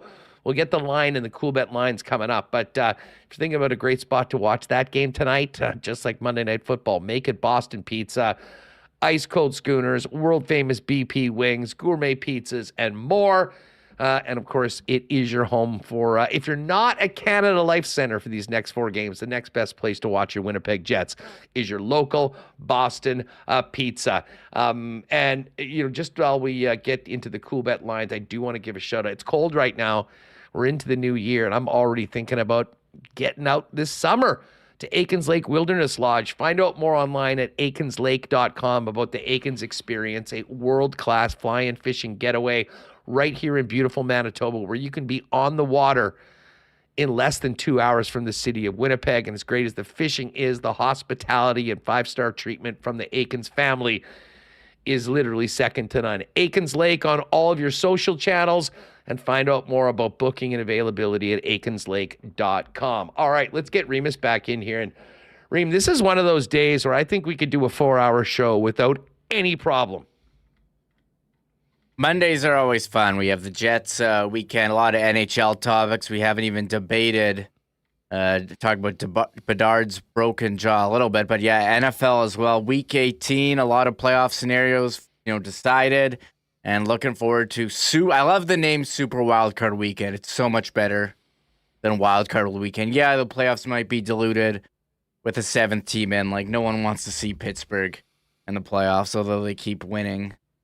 They keep winning somehow, but sure, more games is good. I will agree with that. Well, I mean, listen, the Jags have only themselves to blame.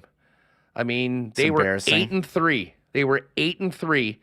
They finished 1-5 in their last 6 games. They lost yesterday to Tennessee Titans in a game that they were down, but Ryan Tannehill put it on a silver platter to get right back into it. They couldn't get it across the goal line on a 4th down, and the Jags are out. And speaking of Coolbet, I was a crazy week in the lock shop, and it reminded us of how good some of our futures were. And we got in mid-season on the Houston Texans to win the AFC South at more than 3-1. Texans win last night. I got a bunch of tweets from lock shoppers that were fired up about that pick, and needless to say, the Coolbet account is showing up big time. We had the Ravens to win the AFC North. We had the Bengals to miss the playoffs. Only one that was really hard to take was the Dolphins blowing the AFC East. That one was close to 3-1 preseason. Obviously, the Bills won last night and took it out. But the lock shop is back, and we will be back getting into a huge hockey slate tomorrow. So join myself and Dustin Nielsen at noon over on the Edmonton Sports Talk channel before we roll into WST each and every day. As far as these matchups, now that everything's done, Reem, here's the way we're looking, and these are the opening lines, or at least where the lines are right now. Cleveland, and this is interesting. So when we did the lock shop earlier today, Cleveland was a 3-point favorite. It's now back down to 2.5. But Joe Flacco and the Browns, the road favorites, up against the upstart Texans, who won the AFC South and will be hosting a playoff game Saturday afternoon to get things going. And then in the evening, it's the Chiefs and Dolphins. And wow, I mean, what a turnaround for Miami, from where they were. Now they're heading on the road. It is supposed to be freezing in Kansas City on Saturday night. And that, I don't think, bodes well for the Dolphins. And that's part of the reason why the Dolphins are 3.5-point underdogs. I think that if this was maybe, first in Miami, they might be more like 4-point favorites. But I think the weather's going to be a big, big factor in this one. And the Chiefs didn't play any of their guys yesterday. Mahomes sat, Kelsey sat. So they will be in a nice position at home taking on the Dolphins as 3.5-point favorites. This game was up to 10 when we did lock shop. It's now back to 9.5. But the Bills are the biggest favorite of the weekend. That's the noon game on Sunday. Sunday afternoon, it's the Packers and Cowboys. And I'll be honest, if there's one lean I have right off the bat, it's to take the points with the Packers. I mean, I know the Cowboys have been good and they've been great at home this year. Packers are no joke, and the Cowboys are 7.5-point favorites in this game. Impressive win by the Packers yesterday over the Bears to punch their ticket to the playoffs. And how about this for a juicy first-round matchup? The Lions winning the NFC North for the first time in forever, taking on the Rams. And, of course, the quarterback matchup, former Lions QB Matt Stafford with the Rams against former Rams QB Jared Goff with the Lions. Lions, 3-point favorites.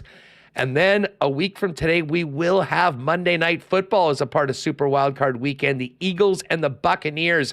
Tampa held on to beat Carolina 9-0 yesterday in what was a dreadful football game, but it got the job done for Tampa. And I mean, Remo, I don't know, it's 4.5-point favorites for the Eagles on the road. I have no idea why the Eagles would be that much favored over anybody on the road the way they finished up the season. Hurts played yesterday. Brown played yesterday. They had their guys in. They were down 24-0 at one point to the Giants in that season-ending loss. So they are trending in a very, very bad direction and are going on the road right now in week 1 to finish things off. But some great matchups. I cannot wait for next weekend when it comes to the NFL playoffs. Yeah, the Eagles' defense, it's been among the worst in the league the last couple seasons. And Jalen Hurts, hurt his finger yesterday. We'll see what that. Devontae Smith missed the game with an injury. I think they just held out DeAndre Swift precautionary, but they're on a downward trend. You mentioned since they raised the banner for beating the Chiefs in the regular season. So Bucks home dog. It does sound nice. Ian Vivian says no compelling matchups. I think for me the most compelling is easily Rams-Lions. Lions hosting the playoff game, winning the division, as you said, first time in forever. Matt Stafford returning to face his former team. But we talked about this last year when the Chargers didn't rest their guys and Mike Williams got hurt at the end of the season. How about Detroit Lions not resting anyone and Sam Laporta, a rookie tight end with a breakout season, hyperextending his knee? We'll have to wait and see what his status is heading to this game. And Jordan Love, I was a Jordan Love doubter for a long time, that he sucked, that they shouldn't have picked him. They held on, but he's had his time on the bench. He's learned, and they've really done well on offense. He's awesome. Isn't he leading the league in touchdown passes, or he's among the league leaders? And they've done it with Christian Watson hurt, and all the receivers are hurt. They got this guy Dontavian Wicks, great name, catching balls for them yesterday. So watch out. I agree. Watch out for the Packers. Sorry, Jordan Love second in TDs to Dak Prescott, who had a couple yesterday. And the Packers, Dak Prescott, the other guy. The Cowboys defense got off to the hot start, and they've kind of taken a seat there lately. So those two games on Sunday, big totals. 51 for Packers, Cowboys, 51.5. Rams, Lions, both of them in the Dome. And then you look at this Steelers-Bills game, 35.5 team total. I don't know how the Steelers, man, keep doing it. I think maybe take that 9.5 seems like a lot of points. Although I don't know what to make of the Steelers. I don't know how they're even in the playoffs. They stink. Well, you know what? Mason Rudolph, he's been good. Saved the season for the Pittsburgh Steelers. And listen, TJ Watt is probably out for this game, and I think that's another reason why they're such a big underdog. But yeah, I don't know, Yin. I mean, I think this Dolphins-Chiefs game is pretty juicy. We didn't get to see Tyreek Hill return to Arrowhead this week because those two teams played overseas in Germany. Tyreek is going to get welcomed back to Arrowhead in about -20 on Saturday night. So we'll see how that goes. And listen, if you are a believer in following the script of the NFL, yes, this is what's happening in the AFC. The Bills will beat the Steelers. The Chiefs will beat the Dolphins. The Browns will beat the Texans.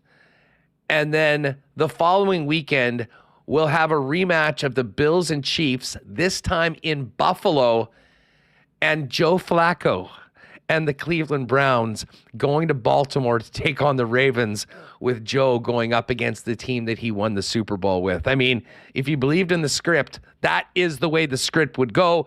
And if you take a Cleveland Chiefs Bills parlay money line just to win, it's +210 right now at Coolbet, and I will be putting a little sprinkle on that, my friend.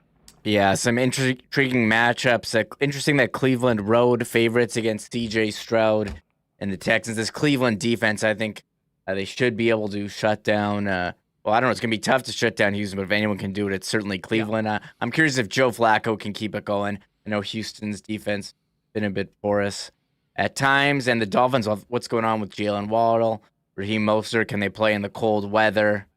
I don't think so. I think it's time's kind of running out here for the Dolphins, but for the Chiefs, they're gonna need someone to step up and actually catch the ball. I saw Rashee Rice was he banged up? Or some of these guys? I don't know. We'll have to see as the week goes on. Last week 18, they're all just sitting guys for whatever. So I would say pay attention. That's a big advantage for the Chiefs that they were able to do that. Yeah. While the Dolphins played the Sunday nighter in a game that had a lot on the line, and they had to, go right down to the final fourth quarter with the Bills, albeit in a losing cause. So Lines are up at Coolbet right now. You can get in on that. And as far as the national championship goes tonight, Michigan is a 5-point favorite against Washington. I'm going to put a little sprinkle on Washington to win the game. The money line's up to plus 189, but I do like Washington at plus 5. I think this Michael Penix is an absolute stud. And, you know, often it's the teams, the big legacy programs that get the attention, that get a lot of the support. And I think we're seeing that right now. Michigan defense versus the Washington offense. That is the matchup tonight. But they're obviously expecting some points because the total for this game is 55.5. And Washington is a 5-point underdog. The money line is plus 189 for Washington and minus 238 for Michigan. Again, if you haven't played a cool bet before, use the promo code WST when you make your first deposit. We'll hook you up with a 100% bonus up to $200 on your first deposit. And tonight, I guess, are we cheering for the Canucks to beat the Rangers to keep the Jets all alone in first overall in the National Hockey League? Is that the play tonight? Because I kind of like the Rangers at minus 135 on the money line with the Canucks coming to MSG. I was just looking at some tight games, so I wasn't really sure where to lean, but yes, I was on the Rangers at home, so I would go with them, and yeah, let's see if the Jets can keep it going. I mean, I look at the money puck odds, basically a coin flip, but I'll go with the home team. I'll go with Shesterkin. I think he's always a threat for a shutout. And, you know, Nara and those guys are rolling on the Rangers, so I will roll with them. Pittsburgh minus 123 in Philly. Philly, despite being ahead of Pittsburgh in the standings, a plus 105 underdog. Those teams hate each other. And then you've got the Dallas Stars and the Minnesota Wild. Dallas minus 135 favorites. The Wild plus 115 at home. And Bruins Avalanche. That's a hell of a game tonight as well. Bruins plus 110 road dogs and the Avs minus 129. So not a busy night in the National Hockey League, but a couple of big-time games involving 4 of the top teams in the league, not named Winnipeg Jets, with Vancouver and New York and Boston and Colorado in the late game. Yeah, what's interesting to me about this Dallas game is, you know, they had a number of injuries. I mentioned Heiskanen earlier in the show, but their goalie, Jay Gottinger, he's been on. They've been rolling Scott Wedgwood pretty hard lately. They're putting in the backup tonight. Matt Murray, I believe, is getting the start. Not Matt Murray on LTIR with Toronto, but there's another Matt Murray. So he's starting, and I'm curious how it goes for the Wild, who, you know, just haven't recovered since losing back-to-back games against the Jets. Oh, no, sorry, they won in overtime on the weekend. Brock Faber, monster game, 3-pointer, and Marco Rossi scored the winner for them on Saturday. So there's, you know, they've bounced back a little bit, but we do enjoy seeing Minnesota lose, and we'll be counting down to that February 20. They beat the Blue Jackets in overtime. Congratulations, Wild. Congratulations. Good for you. It's the only time we'll talk about those bums on today's show. By the way, just when it comes to Stanley Cup odds, I was kind of telling you how the Jets have slid progressively throughout the year. The odds right now have the Jets at 14-1. Leafs are 15-1. Panthers are 14-1. But ahead of the Jets are Dallas, Edmonton, Carolina, Boston, Rangers, Golden Knights, and Avalanche. Although it's tight. I mean, the Avalanche are 10-1. Jets are 14. And I am looking at my preseason bet, Reem, at Coolbet on the Jets, which was 60-1. Yep. And they're now, like, every time I look, they're upping the cash out because they're sweating. They're sweating on this liability for the Winnipeg club. So anyways, if you do want to get a little sprinkle on the Jets to win the cup, they're 14-1. A couple of other things coming out of the yesterday. I mentioned Jacksonville, the brutal end of the season. Tough look for Trevor Lawrence, although he was hurt. Really tough look for Doug Peterson. But the end. Did you see the end of the Saints-Falcons game? Of course. Like that. So if you missed it, gang, the Saints were up big on Atlanta, 41-17 in the last minute of the game. They had an interception that they took back to the 1-yard line. So Dennis Allen, the Saints coach, sends them out to get in victory formation. Kneel the ball down. We won the game. and we move on and see what happens in the other games, and maybe there'll be a playoff team. It didn't happen. But apparently in the huddle, Jameis Winston talking with the team, as he described it, was a team decision to overrule the head coach, go into victory formation, and then hand it off to Jamal Williams for a touchdown.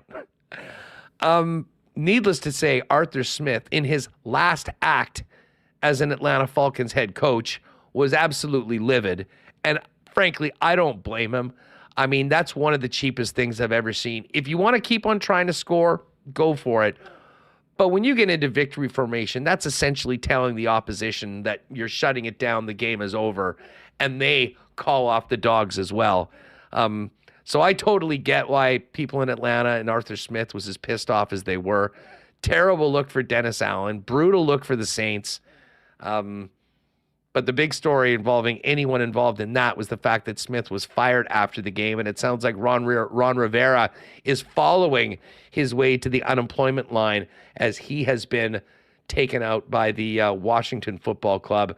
But Bill Belichick still under contract, but is open to changes, and what happens in New England is going to be fascinating. Yeah, a couple things. Arthur Smith deserved that for his misuse this season of Bijan Robinson, Kyle Says every Pitts, fantasy player. Drake London. These guys are top picks, and you're basically putting them on the fourth line, not using them. To do it out of victory formation, maybe not the best look. But you know what? This is the National Football League, Huss. And if you can stomp on your division rival and Arthur Smith, who screwed fantasy owners all season, thank you, Jameis Winston. And they did fire him at 12:01 Eastern, Huss. So they could not wait until Black Monday. That was when Adam Schefter tweeted it. So you know what? Screw Arthur Smith. So that's fine. And a lot of CFL fans upset that Nathan Rourke couldn't get a shot yesterday with Bailey Zappi playing poorly in New England. Curious what happens there going forward. Listen, I was watching that game, and by the way, I mean, a big FU to the Patriots, because we would have been a perfect 7 for 7 in the lock shop yesterday. We hit one of the partner parlays, but they blew it. Our moneyline parlay had the other two games in. They lost. It broke their 15-game winning streak against the Jets. But, like, if anyone was watching that game, it was ridiculous. It was such a slog. It was snowing all game long. There was basically no offense whatsoever in the football game. And like, to put Nathan Rourke in that situation with a new team in the fourth quarter, I mean, what's he going to show there? I mean, listen, he just needs to find a spot that he might legitimately get a chance next year. I'm not sure that there is that place in the NFL, but sitting behind a franchise quarterback like Trevor Lawrence probably isn't the spot. And God knows there was enough backup and third stringers that got in. There's going to be a little luck involved. But I don't think he's coming back to the CFL anytime soon. One more note for Viking fans. Kirk Cousins met the media today and made it clear he hopes to sign with the Minnesota Vikings. And he said the structure, I guess he was asked a question, would he embrace a hometown discount if that's what ultimately the Vikings seek? And he said, it is funny that this is the quote. It's a great question and one I've thought about pretty much my whole 12 years. Well, that's never really happened. I mean, he has played the market about as well as any quarterback in the NFL. But he did say, I do think it's important to be aware of. I think God has blessed me financially beyond my wildest dreams. So at this stage in my career, the dollars are really not what it's about. And he was having another monster season. I mean, he can absolutely still play. And I'm hoping for the Vikes and their fans that he comes back, because I have to admit, if he never got injured right now, I think the Vikings are not only a playoff team, but very much live when it comes to the this NFC. We all remember the Vikings being that team that I believe was the first team to beat the San Francisco 49ers this year, and the Niners really are the standard right now heading into the playoffs. Yeah, I mean, look what Nick Mullins did. Nick Mullins has thrown for 400 yards a game, and he's throwing interceptions, but it shows you what they have in Justin Jefferson. This guy's elite wide receiver. Who wouldn't want to be there throwing to him? So Kirk Cousins, I got him at the end of our fantasy league. I mean, it's kind of, no one's like super high on him, but he is a solid, capable quarterback, and we'll We'll see what happens with him and the Vikings going forward. And I agree. They were on their way to a playoff spot. He got hurt. Josh Dobbs came in, had some great games, but the magic ran out there. They went with Jaron Hall, who wasn't it, and Nick Mullins. He can certainly sling it, but he also has a lot of interceptions and a tough end of the season for the Viking. Hey, by the way, this is the perfect time to do this. An NFL-related why not question of the day for Not Autocorp. Who is your Super Bowl favorite right now? And when you look at the games this weekend, is there an upset that stands out to you?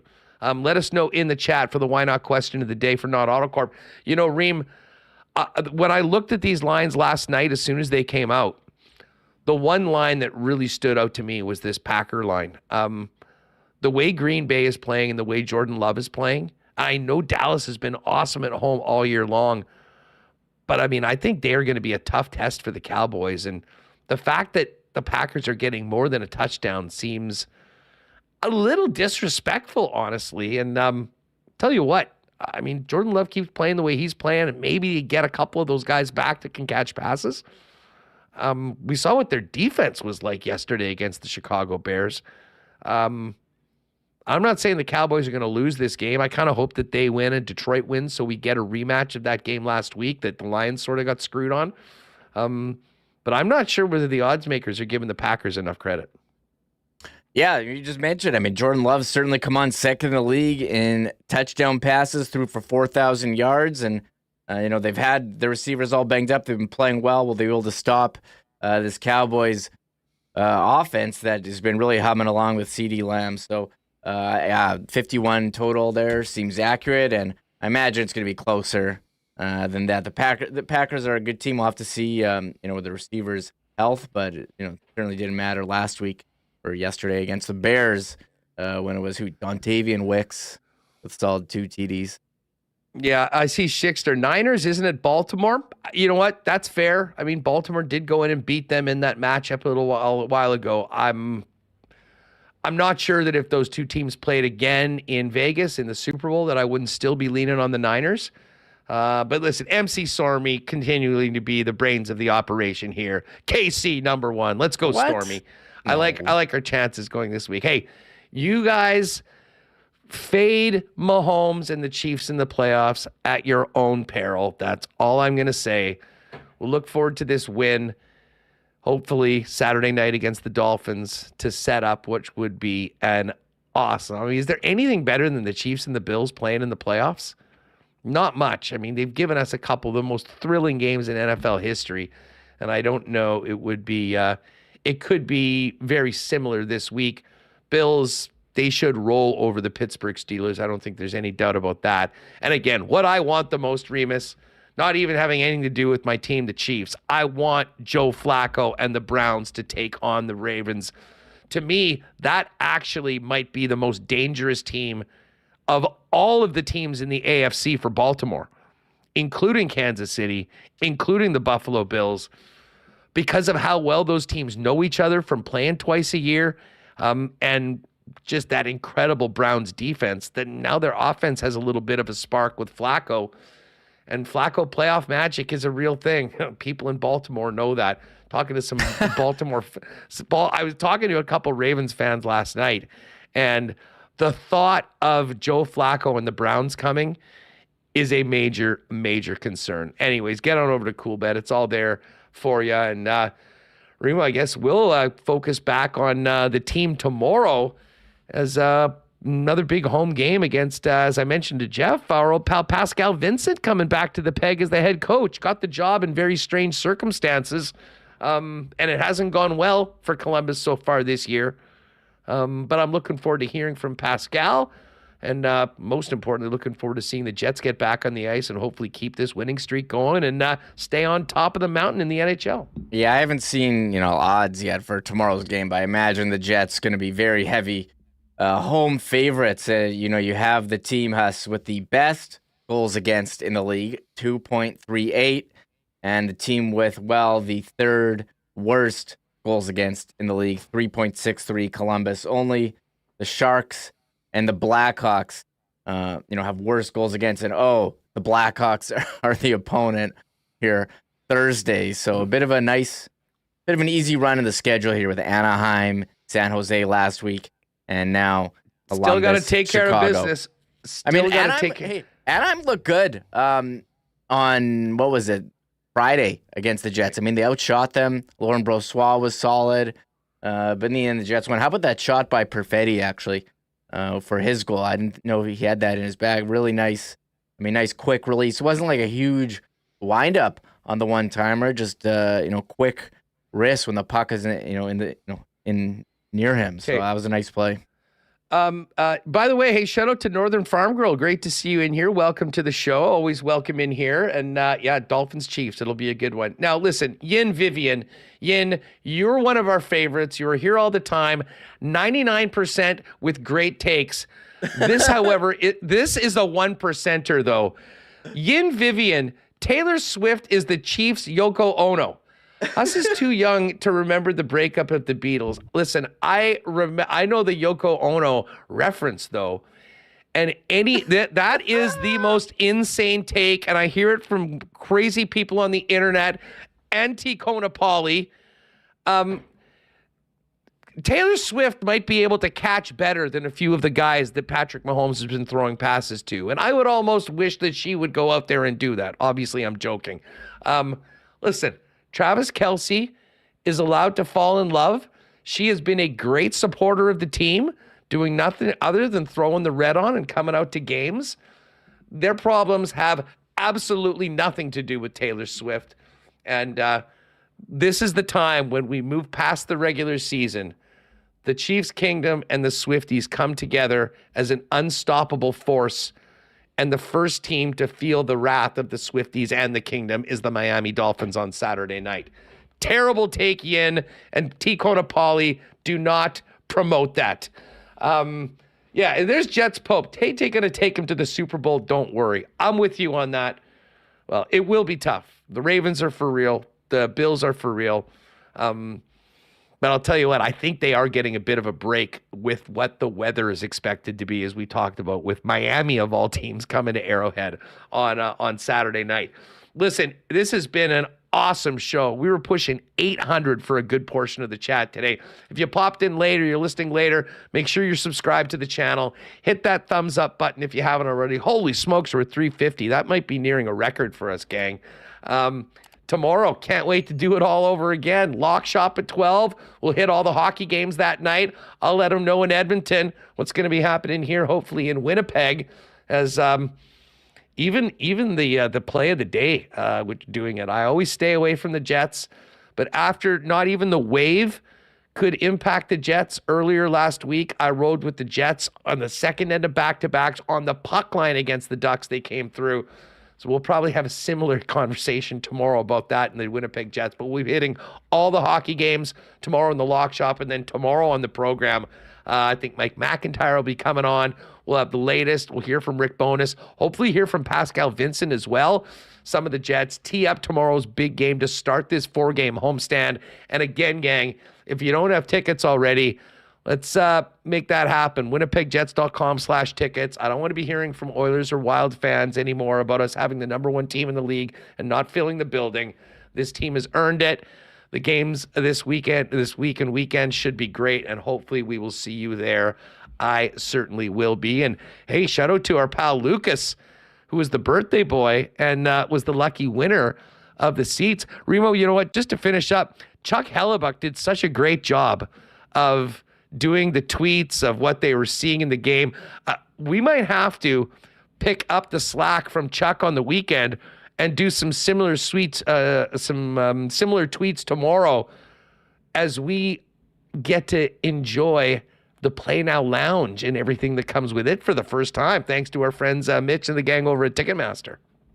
Yeah, and this is like premium, movie theater style seats, food, nice private area. So this should be a fun experience for us. We'll have to take some pictures and talk about it. And yeah, looking forward to seeing Jets, Blue Jackets tomorrow. So hopefully a lot of goals for the Jets, as the stats I just mentioned. I just can't wait to sit in that seat. Like, we got a chance to try it out when we did the tour at the beginning of the season. And Very interested as to what we'll be eating throughout the event. But again, you can check out more about those Play Now seats. It actually is a pretty brilliant way that they've done it. They converted 3 suites into like a super premium area where they've got a chef there. The food's all included, everything but liquor. And there is a special dedicated bar. But look at the size of those seats, everyone. It's like big high back leather chairs. As I said to you when we went there, that's the most comfortable seat I have ever been in a sporting facility ever. And I think what it was, there was a lot of people before that would share suites. So, you know, you have 16 seats, you get 4 seats for each game, you get 4 seats for each game. But I think it became somewhat onerous when you're sending guests to it because of the, you're ordering stuff for the suite. Well, who's paying for that? In this way, people can get 4 seats, very similar to a suite, incredible amenities, I guess is the word that they're looking for, super comfortable seats. And you can just send people, and they know when they go to the game, they're fully taken care of as part of the ticket package. So we're doing that tomorrow with Lucas, our winner, and his guest. We're looking forward to that. And yes, we will have to do some Chuck Hellebuck style tweets of our night tomorrow in the Play Now Lounge in those seats. Yeah, Chuck Hellebuck showing how it's done. And I mean, we didn't even talk about it. Chuck Hellebuck, a influencer in the 3D printing world, has his own YouTube channel. Hashtag Filament Friday. Yeah, 291,000 subscribers. We've got a thing or two to learn from Chuck Hellebuck. The one thing is, I wake up early. I got to, with the young kids, like those seats look so comfortable. I might just like fall asleep. And then when we sat on them, it was one of the most comfortable seats I've sat in. So I'll have to have a coffee going tomorrow. Better than during the show. There we are. And Gregory asking, is that where the Jets defend twice, Huss and Remis? Yes, that is. That's basically right above the Ticketmaster Lounge, which was formerly the Bud Lounge with the, if you've been around there, it's brand new. And I know P1 seats, like if you're in center, you can also, enjoy the lounge downstairs, which you'll have to go check out as well. I know we'll be able to get in there with our seats. My normal seats don't have access to there. So yeah, another reason to follow us on Instagram at Sports Talk WPG. Yeah, it's in the pinned and comment. Twitter, and we'll have a nice story, maybe a reel or something like that from our experience tomorrow. So it's going to be a lot of fun. And listen, it doesn't matter whether you're sitting in the Play Now Lounge or in row 12 in section 310 or 311. This team is bringing people out of their seats lately, and let's fire it up tomorrow at 1 o'clock, heading into hopefully another big Jets win. We will be live then, following Lock Shop at noon over at EST. Thanks to all of you for joining us today on such a crazy start to the week. Tell a friend about Winnipeg Sports Talk if you haven't already. Let them know how they can subscribe and join us. And for the latest on the Winnipeg Jets and everything else that's important in the world of sports, we'll see you tomorrow at 1 p.m. for a game day edition right here on WST. Thanks to our sponsors. Thanks to Hammer. Thanks to Jamie Thomas and all of you for making us a part of your day. Enjoy the national championship game tonight. Some great NHL matchups. And we'll fire it up tomorrow at 1 p.m. We'll see you then. Oh, my God. Oh! Shut it down. Let's go home. Thanks for tuning in to Winnipeg Sports Talk Daily. Make sure to subscribe on YouTube and your favorite podcast feed at winnipegsportstalk.com.